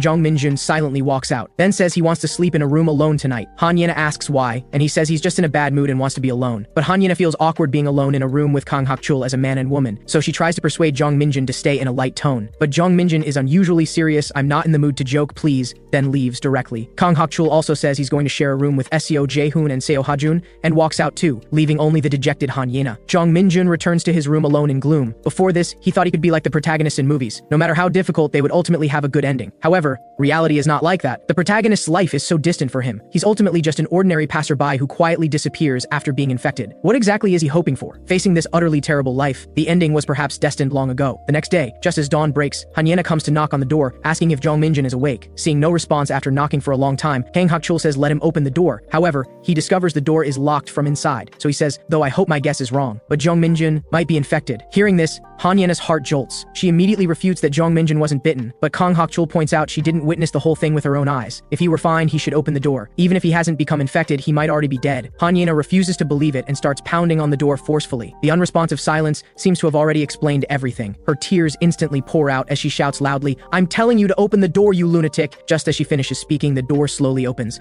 But when the two see Jeong Min-joon walking out clearly, they're stunned in place. Jeong Min-joon is covered in mutated red blood vessels, saying in a low voice, friend, Friends, my body seems a bit strange. Time rewinds to 18 years ago somewhere in Country K. A pair of twin brothers come to a residence surrounded by iron doors and wire mesh. They came here because one of the boys heard that a man who believes the world is about to end lives here. Seeing he can't persuade his brother to leave no matter what, the other boy has no choice but to leave alone helplessly. At this moment, the man's voice comes from behind the iron door. Who's there? Soon there will be zombies everywhere outside. It's dangerous for you to stay there. The boy asks, puzzled, what's that? Instead of answering directly, the man asks where the boy is from, and the boy says he's from Country B. The man thinks he's the son of the nearby couple, but the boy explains he's just their nephew. The man asks where his parents are. The boy answers both parents have passed away. So the man asks if he's looking for a hiding place, and the boy thinks the other is playing a scenario game. So he cooperatively says he's being chased by zombies. As soon as he finishes speaking, the man opens the iron door, walks out with a gun, urging, get in here quick. The boy follows the man inside and asks what zombies are. Do you know where humans who commit crimes go after death? Hell, the man says. But if too many people commit crimes over thousands of years and hell becomes full, God will judge. When hell can no longer hold sinners, those who cannot enter hell will return to this world. God's punishment is coming. The apocalypse is approaching. If you don't prepare in advance like me, it will be hard to survive then. He turns his head. Let me show you something amazing. Then he brings the boy to the warehouse. The walls are hung with various guns. The boy is stunned by the ample supplies in the warehouse. The man still looks serious, saying quietly, the apocalypse will definitely come. Time returns to the present. Han Yena urges Kang Hak-chul not to keep pointing the gun at Jeong Min-joon. Kang Hak-chul says this is just in case, as no one can guarantee Jeong Min-joon won't suddenly attack them. Seo Jae-hoon nearby also confirms Jeong Min-joon is infected, his temperature actually reaching 42 degrees. Jeong Min-joon on the bed says he can't figure out why he's infected, because he wasn't bitten. Kang Hak-chul speculates that perhaps the knife that stabbed him had infected blood or bodily fluids on it, or the wound was exposed and became infected afterward. In other words, Jeong Min-joon was already infected before Kang Hak-chul treated him. A guess vaguely surfaces in Kang Hak-chul's mind. If Jeong Min-joon still hasn't mutated by tomorrow, he might be immune. Hearing this, a strange feeling surges in Jeong Min-joon's heart. Another night passes. Jeong Min-joon's body hasn't shown obvious deterioration. Han Yena stays by his side the whole time, until he wakes up, seeing Han Yena calmly accompanying him. Jeong Min-joon tentatively asks, I might become infected, aren't you afraid? Han Yena says she's not afraid at all. Jeong Min-joon can't help sighing at her big change, also praising her Molotov cocktail throwing moves as cool. Han Yena proudly tells him not to treat her as a hothouse flower, also explaining defensively that she's keeping watch to observe his physical condition. Through many days together, Jeong Min-joon has long understood she's a girl with a tough mouth but soft heart. Then he tells Kang Hak-chul and Han Yena about the connection between the zombie game and reality. Kang Hak-chul asks, you're saying the game company personally created and spread the virus? Jeong Min-joon says he can't be sure about this point yet. He says that game developer is quite famous, but he can't think of the name for the moment. Seo Ha-jun appears at the right time, adding, Red Heart Company CEO Daniel Chen. Seeing Jeong Min-joon's surprised expression, he explains, because he's a developer I admire. He continues introducing, he was born in Country B and holds Country K nationality, a genius developer. Over a decade ago during his student days, he achieved great success overseas with an indie game called Hollow Code. Especially after Rage Z released 5 years ago became a hit, he made a lot of money. After that, he also invested heavily in AI, medical and biological industries, and even acquired related companies. Seo Ha-jun adds, I remember he also has a twin brother, but I forgot the specific name. After hearing this, Kang Hak-chul falls into thought. A zombie game plus medical business, the conditions match too well not to arouse suspicion. On the other side somewhere, in Country K's interrogation room, Special Operations Department Commander Ewan Brooks introduces Daniel Chen, 29 years old, born in Country B to a relatively wealthy family before coming to Country K, but reportedly you and your twin brother Elio Chen were isolated when young. Your mother was a famous film actress who withdrew from entertainment after being involved in a tax evasion scandal under public pressure. Due to mounting debts, she chose to end her life. It was later proven to be intentional tax evasion by the tax agent and mistakes by the tax bureau. At the same time, your father also encountered real estate and construction fraud and took his own life after incurring huge debts. You brothers could only come to Country K to rely on your uncle, but money you earned from games during your student years was also transferred by your uncle. Since then, you founded Red Heart Company and invested in medical and biological fields, gradually becoming someone who could influence the future medical community. Before he finishes, the man across interrupts, please get to the point. I'm in a hurry to return to Country B. Ewan stops beating around the bush. You released the virus into Country B, didn't you? Daniel Chen. But Daniel seems very impatient. How many times do I have to say it wasn't me? You should suspect that brother of mine, Elio Chen, went missing after going to Country B. Do you know why he went there? Ewan asks. Daniel says he doesn't know, but Ewan points out that the person who acquired Elio's research institute was Daniel, and if Elio developed the virus, Daniel couldn't possibly not know. And after the zombie incident broke out in Country B, as biological antigen stock soared, Daniel's subsidiary's stock price also skyrocketed within a month, which is too coincidental. After hearing this, Daniel says, he's always been like this. He believes all people of Country B should go to hell. You're saying Elio, who specifically researches ways to save people, said such things? Ewan expresses doubt. But Daniel says he's the one growing the company for humanity's future. He says if the virus really did leak from his company, only he can control the situation. Ewan says the antigen will be developed under Special Operations Department supervision. Daniel asks if he plans to bring infected to Country K, and Ewan answers they're already on the way. But Daniel warns they'll definitely regret it. Now the virus has spread, and before long Country K won't be spared either. To clean up this mess, They must let him go to country B. Ewan turns to ask operations personnel Camilla Rosa, haven't tracked down Elio Chen's movements yet? Camilla says not yet. At this moment, tactical lead Morris Blake points out that based on current evidence, Elio is indeed the prime suspect. But Camilla emphasizes that until they track down Elio's movements, they can't let Daniel leave, and they'll personally arrest Elio, seeing he can't persuade them. Daniel finally compromises, saying they can accompany him to country B, and he'll act under surveillance. He's very certain his brother definitely won't hide from him and will surely appear. Time rewinds to 2 days ago, the day Kang Hak-chul went out looking for the ambulance. Park Song-bin rides a bicycle on the road. Seeing he's almost at Jong'an Station but still hasn't seen Jeong Min-joon's group, he wonders if they changed their destination, but still decides to check Gunja Station and Akisan Station. While pondering, an infected appears before him. He raises his knife and drops it, cleanly taking down that infected. Just then he hears gunshots in the distance, immediately thinking having a gun would be cooler. But what are the authorities doing? Why still can't control the infected after all this time? He decides to go check out the source of the sound. He follows the gunshots all the way, but is stopped by a survivor he encounters along the way. The other warns him he can't go further, there are dense infected ahead. That person says he's severely injured and hopes Park Song-bin can help him. Then Park Song-bin enters the house. When he hears the other mention there's another group of survivors not far away, he's shocked. That person, the camouflage boy who once contacted Kang Hak-chul, also tells him that he and Kang Hak-chul's group agreed to meet at Sky Hotel. Now his right leg is injured and he can't reach the meeting point on his own. Park Song-bin pretends to be helpful, saying he'll do his best, and asks if those survivors are soldiers. The camouflage boy says one of them is a refugee, heard to be a student. This key information makes Park Song-bin vaguely guess. He immediately asks if there's a boy with glasses and a tall girl with long hair in the group. The camouflage boy says he's not sure if there's a girl, but can confirm there's a boy with glasses and a man around 50 in the group. Park Song-bin quickly asks if that refugee student is called Kang Hak-chul. The camouflage boy says his companion was responsible for radio contact with that person, but also heard them seem to call that person Hak-chul. Park Song-bin shouts excitedly, Kang Hak-chul, Jeong Min-joon, Hanyena, they're my friends, I've been looking for them. He asks the camouflage boy if those people are still at the detached residence, and the other says he heard gunshots and car engine sounds, so he's not sure if they safely left in the ambulance. The camouflage boy requests Park Song-bin help him find another vehicle, or help notify his companion of his message, but Park Song-bin is immersed in his own thoughts and completely ignores him, then sighs pleasantly, I wasn't even hopeful, but thanks to you, I've really hit the jackpot. After speaking, he starts rummaging through the camouflage boy's backpack. You're not going to survive anyway, so it's fine if I take your bag, right? The camouflage boy asks in panic, what do you mean? But Park Song-bin looks at him darkly, showing his true colors.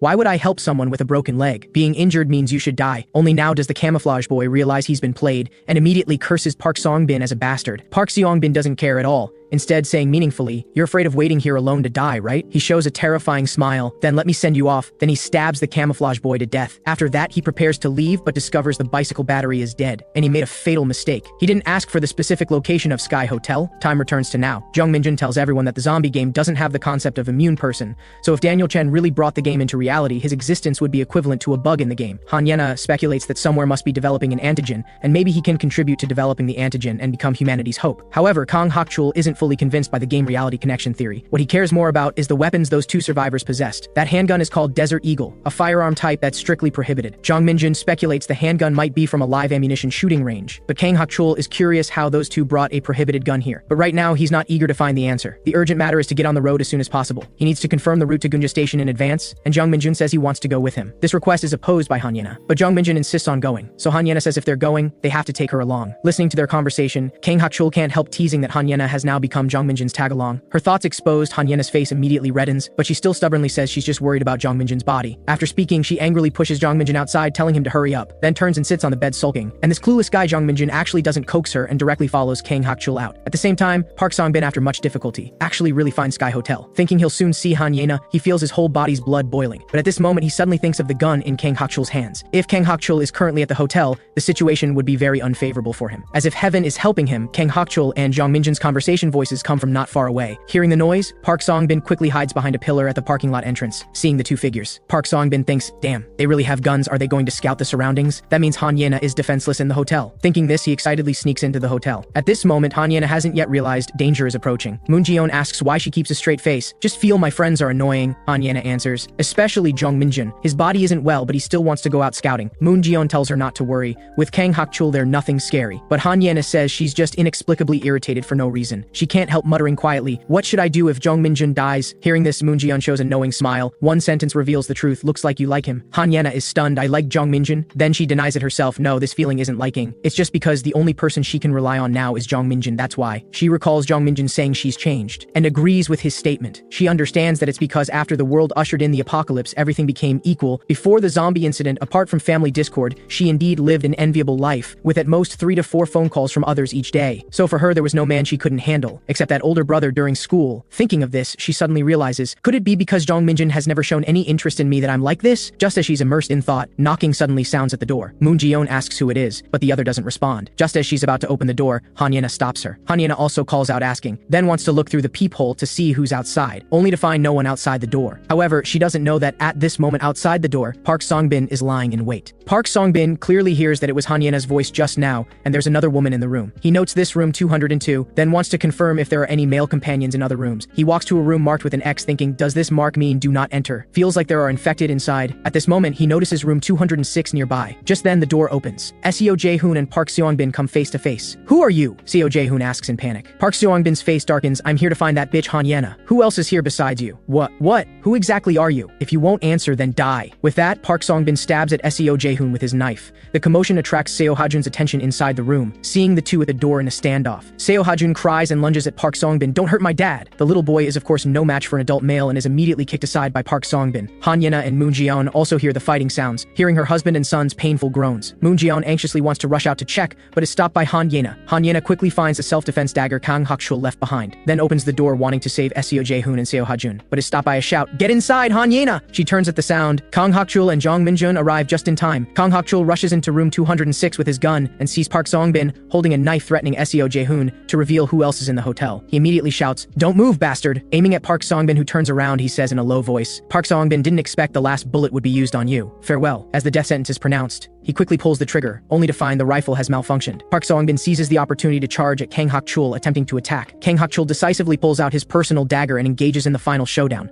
The reason he and Jeong Min-joon could return to the hotel in time is because halfway there, Jeong Min-joon felt symptoms appearing again. He not only felt dizzy, but also inexplicably feverish. Out of concern for his health, Kang Hak-chul decided to return to the hotel first to regroup. At this moment, Kang Hak-chul's left hand blocks Park Song-bin's stabbing knife hand. His right hand stabs toward the opponent's vital points, but is blocked by Park Song-bin's elbow. In an instant, blood splatters. The pained Park Song-bin fiercely kicks Kang Hak-chul's abdomen, temporarily creating distance between them. Looking at the man before him still maintaining a defensive stance, he frantically thinks about how to deal with the opponent's lethal attacks, but no matter which plan, none favor him. At this moment, Kang Hak-chul suddenly speaks, "How many people have you killed with that knife? Besides infected, you must have killed quite a few survivors. Being able to attack innocent people, your brain definitely isn't normal." He pauses, his tone suddenly turning cold. "Actually, I also feel quite good when stabbing people, especially stabbing criminals like you." Seeing this opponent is a tough one, Park Song-bin finally feels afraid, says he wants to make a deal with Kang Hak-chul. He promises that, as long as the other hands over Jeong Min-joon and Han-yena, he'll obediently leave. Kang Hak-chul doesn't even think before refusing. To him, this kind of insane murderer has no credibility. Park Song-bin then proposes abandoning knives and using bare-handed combat instead. But before he finishes speaking, the opponent already strikes, and he instinctively raises his hand to block, only to have 2 fingers severed by the sharp blade. Unable to care about the piercing pain in his wound, he's scared to tears for the first time, choking as he begs Kang Hak-chul for mercy,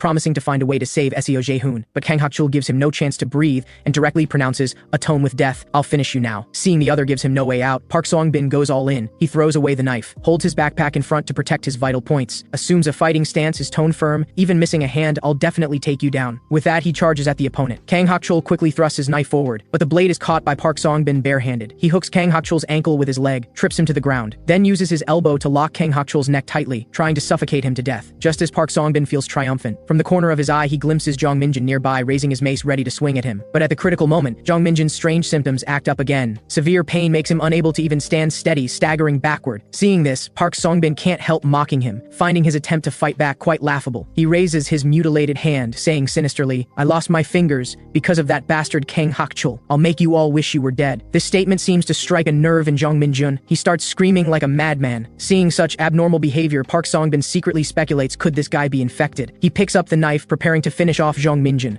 But unexpectedly at this moment, Jeong Min-joon suddenly turns and walks back. He keeps banging on a door with infected inside. Low roaring sounds immediately come from within, and Jeong Min-joon actually makes sounds similar to infected, communicating with them. Park Song-bin thinks he's giving up and wants to release the infected, so he rushes forward again, wanting to finish him quickly. At the critical moment, the door opens. Jeong Min-joon's momentum carries him tumbling into the room. The next second, several infected slowly walk out, and Jeong Min-joon emerges unharmed behind them. He stares at Park Song-bin with deep eyes, recalling the various humiliations the other brought him. those insulting words, violent actions, making him understand that the culprit who ruined his life is this guy with no bottom line before him. At this moment, anger reaches its peak. He points at Park Seong-bin, commanding those infected, "Go take down that guy." As soon as he finishes, several infected charge at Park Seong-bin like arrows. Kang Hak-chul nearby doesn't understand why Jeong Min-joon can command infected. But survival comes first, so he quickly retreats into the room, leaving only Park Seong-bin fighting alone outside. He quickly takes down these infected. Just as he's about to settle accounts with Jeong Min-joon, he discovers the other has vanished. Then he hears more low roars of infected from deep in the hallway. Jeong Min-joon actually released even more infected from other rooms. Seeing them about to rush up to him, Park Seong-bin hurriedly hides in nearby room 210 marked as dangerous. Just as he thinks he's safe, infected in the room suddenly pounce on him. Outside the door, Jeong Min-joon silently steps forward, beginning a new round of commands.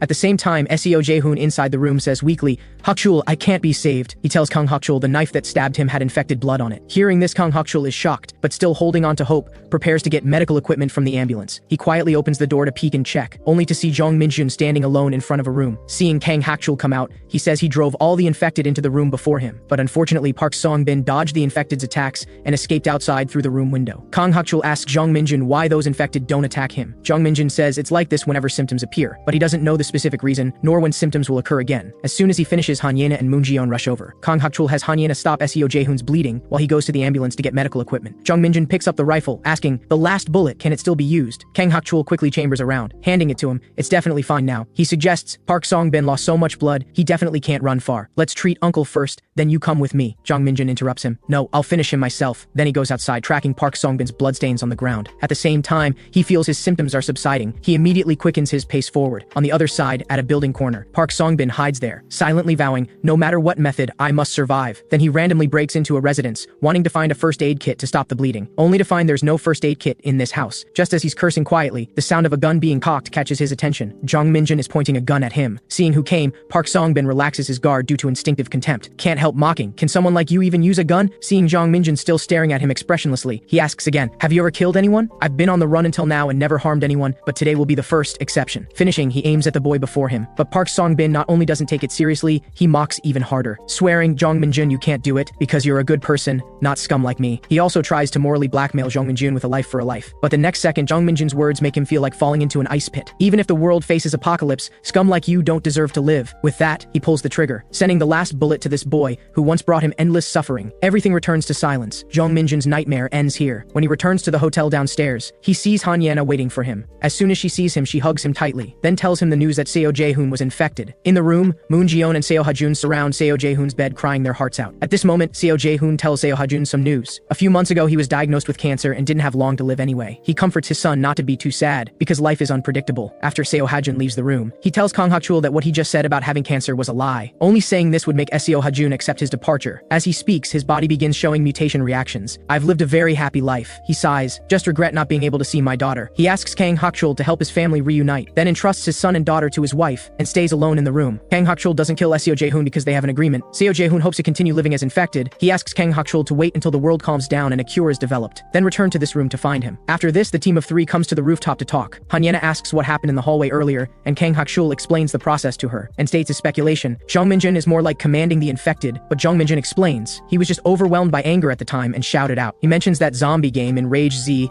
a commander appeared among the zombie hordes, called the Undead King, the only special infected with clear consciousness in that worldview, able to think like humans and command other infected. But I don't think I've become the Undead King because my condition is unstable, so I don't know if I'm fully infected or if it's a side effect of immunity. He suggests testing next time symptoms appear whether he can really give orders to infected. Hearing this, what Hanyena's brain thinks about is something else. If Jeong Min-joon remains in an infected state, doesn't that mean he can't kiss others or do other intimate acts? Although the two of them definitely won't develop to that point, does this mean he's become an infected person who can never date the opposite sex? Will he have to spend the rest of his life single? Thinking this, she silently looks at Jeong Min-joon beside her, her face showing sympathy, thinking internally, so pitiful, Jeong Min-joon will never experience that kind of happiness in his life. After this, everyone packs up and sets out. Seeing Seo Ha-joon still feeling down, Kang Hak-chul tells him about his own childhood experiences, then says, "Though I can't give you much comfort, the most important thing is, after you see your sister in the future, the only one who can protect your sister and mom is you. So, pull yourself together. You're no longer an ordinary little kid." Seo Ha-joon responds heavily. After his father's incident, he's matured considerably in an instant. At this moment, Kang Hak-chul suddenly stops the car by the roadside, because he sees a rescue vehicle slowly approaching ahead. This vehicle has been modified into a dangerous weapon. There's even a display rack installed on the front, with an infected tied to it. Seeing the rescue vehicle heading in their direction, Kang Hak-chul quickly ducks down with Seo Ha-joon, pretending the ambulance ambulance is empty. His intuition tells Kang Hak-chul, the people in that vehicle must be dangerous, and that vehicle stops right next to the ambulance. Kang Hak-chul curses internally, were we discovered? He silently pulls out his dagger, ready to fight at any moment. Suddenly, an infected by the roadside roars and charges at the rescue vehicle. But from the window, someone calmly extends a gun and shoots that infected in the head with one shot. Hearing this unusually weak gunshot, Kang Hak-chul feels strange. Fortunately, after dealing with the infected, the people in the vehicle drive away, though they escape disaster. Kang Hak-chul's heart remains uneasy. After this, everyone continues along the planned route. But when still a few kilometers from Gunja Station, Kang Hak-chul unexpectedly discovers that modified rescue vehicle is caught up. He immediately turns right onto another street, only to find the road ahead is blocked. At this moment, he notices a parking lot not far away. Though knowing there are likely many infected gathered inside, there's no choice right now. Han Yena and others in the back don't know what's happening, so Kang Hak-chul tells them what he just saw. However, at this moment, he also discovers the entrance to the parking lot is blocked, so he has others wait in the vehicle, while he's responsible for dealing with the dangerous people in the rescue vehicle. Right now, he only has a rifle without bullets, but equipped with a simple short sword and an emergency dagger. Not knowing the opponent's weapons configuration, fighting alone is undoubtedly full of risk. He can't help thinking, if the situation really becomes critical, I'll have no choice but to escape alone to survive. He leans out to check, only to find that rescue vehicle didn't follow in, so he hides behind a pillar at the parking lot entrance, looking toward the road. That vehicle actually stopped in the middle of the road. A fully armed man is sent down. Now Kang Hak-chul is very certain that what the man holds is an AR rifle equipped with a silencer. At this moment, he has only one thought: must evacuate as soon as possible. He quickly returns to the ambulance, having everyone transfer immediately. Learning Jeong Min-joon's body still hasn't shown symptoms, he curses damn it, then confirms with Han Yena there are at most 5 infected in the parking lot, and leads the group silently bypassing the infected. Entering an open emergency exit door, he instructs Jeong Min-joon to take others upstairs to find a safe location, then prepares to face that dangerous person with the silenced AR alone. Jeong Min-joon worries he has no bullets and will be hard to handle. Kang Hak-chul promises not to confront the enemy head-on.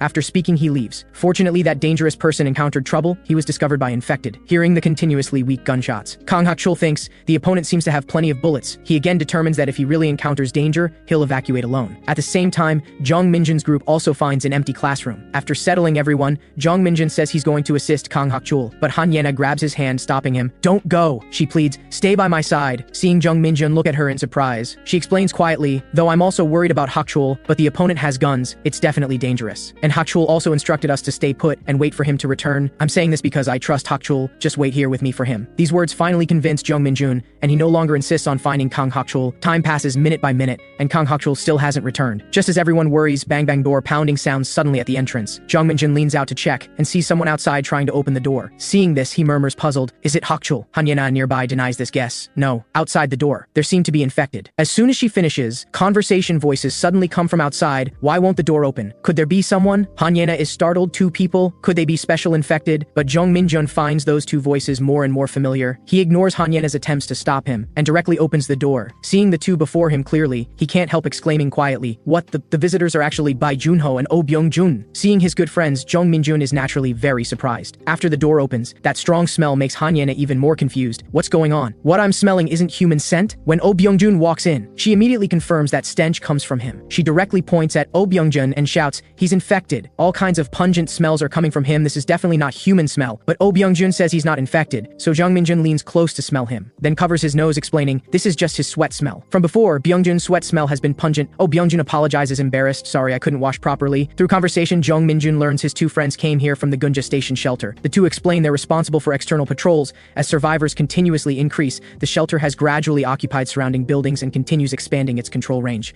Because this place is about 2 kilometers from Gunja Station, they use it as a temporary foothold. At this moment, Moon Ji-yeon suddenly steps forward, taking out Seo Hak-young's photo and asking, "Have you 2 seen a 20-year-old girl named Seo Hak-young? She's my daughter." The 2 say they've seen her. She's staying in the women's quarantine zone at Gunja Station Exit 1. Moon Ji-yeon urgently asks if her daughter is well. The other answers affirmatively, but also explains they can't be 100% certain it's the same person based on just a photo, suggesting going to the shelter personally to confirm. After this, Jeong Min-joon asks if they saw anyone with weapons or strange vehicles with infected tied to the front. Han Yena adds, "When we were moving by vehicle, they suddenly chased us." Hak-chul said they also had guns. Seeing the 2 puzzled about who Hak-chul is, Jeong Min-joon briefly explains. Bae Junho suggests, "We didn't see anyone when we came in. Want to go to the rooftop to confirm?" Jeong Min-joon agrees. Just about to leave, Han Yena grabs his sleeve, tentatively asking, "Jeong Min-joon, can you stay with me and let these 2 go confirm, or take me along?" Hearing this, Oh Byung-jun and Bae Junho silently exchange glances. Jeong Min-joon tells Han Yena not to worry, instructing her to stay put, then goes to the rooftop with his 2 good friends. Just as Oh Byung-jun said, that strange vehicle is no longer there. Jeong Min-joon can't help worrying about Kang Hak-chul's safety. Suddenly, Oh Byung-jun grabs his collar, angrily demanding if he's dating Han Yena. Jeong Min-joon denies in confusion, but Oh Byung-jun clearly doesn't believe it, and threatens him to confess honestly. Bae Junho nearby seriously analyzes, finally concluding, Jeong Min-joon and Han Yena must be dating. Seeing explanations are useless. this, Jeong Min-joon can only give up arguing and turn to another topic, finding Kang Hak-chul. Bae Joon-ho reveals some news. A few days ago, a gunfight occurred outside the shelter. Though the other side had firearms, our side had more people, and that group might be the gang tracking Jeong Min-joon's group. Jeong Min-joon worries they'll encounter danger on patrol. Oh Byung-joon explains when encountering danger, they use walkie-talkies to request rescue, then armed rescue troops will drive to support. Seeing Jeong Min-joon still worried, Bae Joon-ho suggests waiting here for Kang Hak-chul to return first, then going to Gunja Station together. However, the shelter has many people, and conditions for accepting survivors have become very strict. Fortunately, they're friends, so they just need to pass several rounds of checks to enter the shelter. Finishing, Oh Byung-joon nearby pulls out a walkie-talkie. Seeing the other holds the same model walkie-talkie as Kang Hak-chul, Jeong Min-joon suggests using it to call Kang Hak-chul, but he suddenly remembers that earlier in the emergency, Kang Hak-chul's backpack was left in the ambulance, meaning the walkie-talkie might not be with Kang Hak-chul. Oh Byung-joon says he'll report to headquarters first, then picks up the walkie-talkie to call, reporting he's arrived at the temporary base. After reporting, he also introduces Jeong Min-joon's group's situation and asks if he can bring them back to the shelter. Headquarters agrees to the request, but on the condition they pass infection testing at Hope Hospital and are quarantined for at least 1 day. Hearing check if infected, Jeong Min-joon's heart immediately tightens. He quickly confirms with Oh Byung-joon again. The other tells him that professional doctors at Hope Hospital outside the shelter can accurately determine if a person is infected. Then what happens to people found to be infected? Jeong Min-joon tentatively asks. The other's answer makes him feel like falling into an ice pit. Infected people will soon mutate, so of course they're executed on the spot. Vague anxiety rises in his heart. What if the examination finds I'm really infected? The three don't know their whereabouts have already been discovered by someone lurking on another building's rooftop. At this moment, that person is picking up a walkie-talkie to report to headquarters, and says through the green identification bands on their arms, he can confirm they're members of the Gunja Station gang. The person on the other end of the walkie-talkie asks, what about the guy who escaped from the ambulance? The man answers his companion is tracking, no news yet. At this moment, orders come through the other end of the walkie-talkie. If confirmed to be those Gunja Station people, must capture them alive if possible, eliminate directly if they resist. The man agrees on the surface, but curses internally, how can I capture so many people alone? Besides, they're all male, who knows how many more people there are. So he decides to first confirm which floor they're on in the building, then figure out how to catch them all in one net. On this side, the three prepare to return to the classroom. Looking at the two's backs, Jeong Min-joon struggles internally. Junho and Byung-joon are definitely my most trusted friends, but is it really appropriate to tell them about the infection? Setting aside whether they'll believe I'm immune, what if I get tested and find I'm not immune? In short, once identified as infected, I'll likely face a dangerous situation. Should I have everyone except me go to Gunja Station shelter first? But to confirm if I'm infected, I must go through professional doctor testing. Isn't there another way? Thinking this, he decides to temporarily hide his physical condition and wait to find Kang Hak-chul before deciding. Back in the classroom, Oh Byung-joon tries to contact Kang Hak-chul via walkie-talkie, but never succeeds. Jeong Min-joon decides to wait a bit more. If it doesn't work, he'll personally go find Kang Hak-chul. At the same time, that dangerous gang member also found where Jeong Min-joon's group is hiding. Then he prepares to act. Before long, Jeong Min-joon hears glass shattering outside the door. He immediately rushes out of the classroom to check, and sees a raging fire in the lounge. Even the office next door caught fire. Jeong Min-joon murmurs, someone threw Molotov cocktails here. He quickly tells Han Yena and others behind him, our hiding place might have been discovered. We must change locations. Oh Byung-joon nearby also quickly picks up the walkie-talkie to call headquarters for help. Just as everyone prepares to escape through the door, Han Yena freezes. She senses the infected's presence. She's about to stop Jeong Min-joon from opening the door, but he already beats her to it. Seeing the scene before him, Jeong Min-joon is stunned. The entire building's infected are actually gathered in the hallway. He quickly locks the door, telling everyone the situation, then speculating, someone definitely deliberately lured the infected here, but at this moment his body shows no symptoms. He recalls last time it was because of anger toward Park Song-bin that symptoms suddenly appeared. Thinking this, he loses emotional control on the spot, starts crazily cursing Park Song-bin, but obviously this method doesn't work. He can only ask Oh Byung-joon how long until rescue arrives. The other answers at least 10 minutes, and with infected gathered now, it'll take even longer. So Jeong Min-joon decides to lure away the infected alone, while others take the chance to find other safe hiding places. He instructs Bae Joon-ho to keep his backpack safe, then adds, if we get separated and can't meet up, I'll go directly to Gunja Station. We'll meet there then. Han Yena wants to stop him from going into danger alone, but her hand reaching toward him ultimately falls empty. After this, Jeong Min-joon rushes outside, shouting loudly to attract the infected's attention. They all chase him upstairs. Jeong Min-joon runs hard while comforting himself. It's okay if I'm immune compared to my friends, it's better if I get bitten. But the enormous number of infected behind still gives him quite a fright. He charges to the rooftop in one breath, originally planning to keep circling to shake them off then return the same way. But unexpectedly, there's no path forward. He's cornered at the rooftop edge, looking at the bottomless distance from the rooftop to the ground. His thoughts return to the first day of the zombie outbreak. Back then he tried to go to the rooftop of Han Yena's residential complex to end his life. If he hadn't met her then, that day might have been his last day alive. Thinking back, she essentially saved his life, because at this moment he's struggling to survive. Thinking this, he makes up his mind. Since he promised Han Yena to survive to the end, before seeing his mother, he absolutely cannot die. Then he leaps forward, his body soaring toward the opposite building like a swallow. Fortunately, he lands safely, but his foot twists. His whole body rolls to the ground. Sharp pain from his ankle reminds him he sprained his ankle. Just as he's about to stand up, a strange man's voice comes from nearby. Didn't expect you'd deliver yourself, truly a gift from heaven. Jeong Min-joon immediately realizes the person before him is the culprit. The man continues asking, "You're from Gunja Station, right?" Without waiting for Jeong Min-joon's answer, the man kicks him and demands where the others are. This kick hits Jeong Min-joon's wound exactly, and he immediately curls up in pain. After reporting to headquarters, the man prepares to capture Jeong Min-joon alive and kicks toward his face again. On the other side, Han Yena's group arrives at the billiards room. Oh Byung-joon just reported to headquarters, and they tell him support has arrived downstairs. He quickly has everyone meet up with the support personnel, but Han Yena wants them to go first while she stays to wait for Jeong Min-joon and Kang Hak-chul. After everyone's earnest persuasion, Han Yena finally agrees to leave with them. On the other side, the dangerous person ties Jeong Min-joon up in the bathroom. After observing the tight security of Gunja Station guards downstairs, the man realizes their organization is at a disadvantage in firepower. Jeong Min-joon desperately explains he's not a member of the Gunja Station organization, but the man won't listen at all. He reveals he and his companion agreed to meet here by midnight at the latest, and if the companion doesn't show, he'll assume the companion is dead, then finish off Jeong Min-joon. But at this moment, he suddenly discovers strange symptoms appearing on Jeong Min-joon. Realizing the other is infected, prepares to kill him. Suddenly, knocking at the door stops his action. He walks to the door and exchanges secret signals with the person outside. The person outside successfully matches the signal. The man opens the door, about to welcome his companion, but is shot dead by Kang Hak-chul. Seeing his companion safely return, Jeong Min-joon is very happy. Kang Hak-chul tells him he was in a nearby building the whole time. He captured the dangerous person chasing him and obtained some intel, but didn't expect to return too late. While untying Jeong Min-joon, he listens to the other tell everything that happened during his absence. Learning Jeong Min-joon sprained his ankle, Kang Hak-chul supports him as they leave the building together. The two slowly move toward Gunja Station area. Along the way, Jeong Min-joon asks, what exactly are those guys' background? Kang Hak-chul tells him. Through interrogation, he not only learned those two dangerous people's meeting place and signal, but also learned the dangerous gang's base isn't fixed, currently temporarily stationed at Zhonggrangxian but moving tomorrow. Then he also threatened with a knife stained with infected blood, forcing out their true identity. Turns out those dangerous people are all criminals from Yongshin prison. In the early outbreak, infected appeared in the prison, and a large-scale riot occurred. Many criminals escaped. Several acquaintances rushed here after hearing Cydia fell, aiming to steal valuable property from banks or department stores. Hearing this, Kang Hak-chul pressed about where that silenced gun came from. The man told him this gun wasn't obtained by himself, but when organization members heard helicopters dropped items and went to check, they found a box containing 2 AR rifles and 1 grenade. The man said the other AR rifle is in their captain's hands. Besides this, one person has a rifle found on a soldier's corpse, plus several more grenades. The rest are melee weapons. According to his speculation, that box seemed like supplies prepared for special forces personnel. Getting to this point, Kang Hak-chul concludes, in short, someone is deliberately providing weapons. Though we don't know which country dropped them, the purpose is most likely to suppress the current situation. Jeong Min-joon can't help sighing internally, this is all too absurd. Suddenly, the scene before them shocks both. Corpses are strewn everywhere ahead, blood flowing freely, and in front of the corpses are roadblocks, 2 buses parked horizontally, with a huge banner erected reading, "Approach and be shot."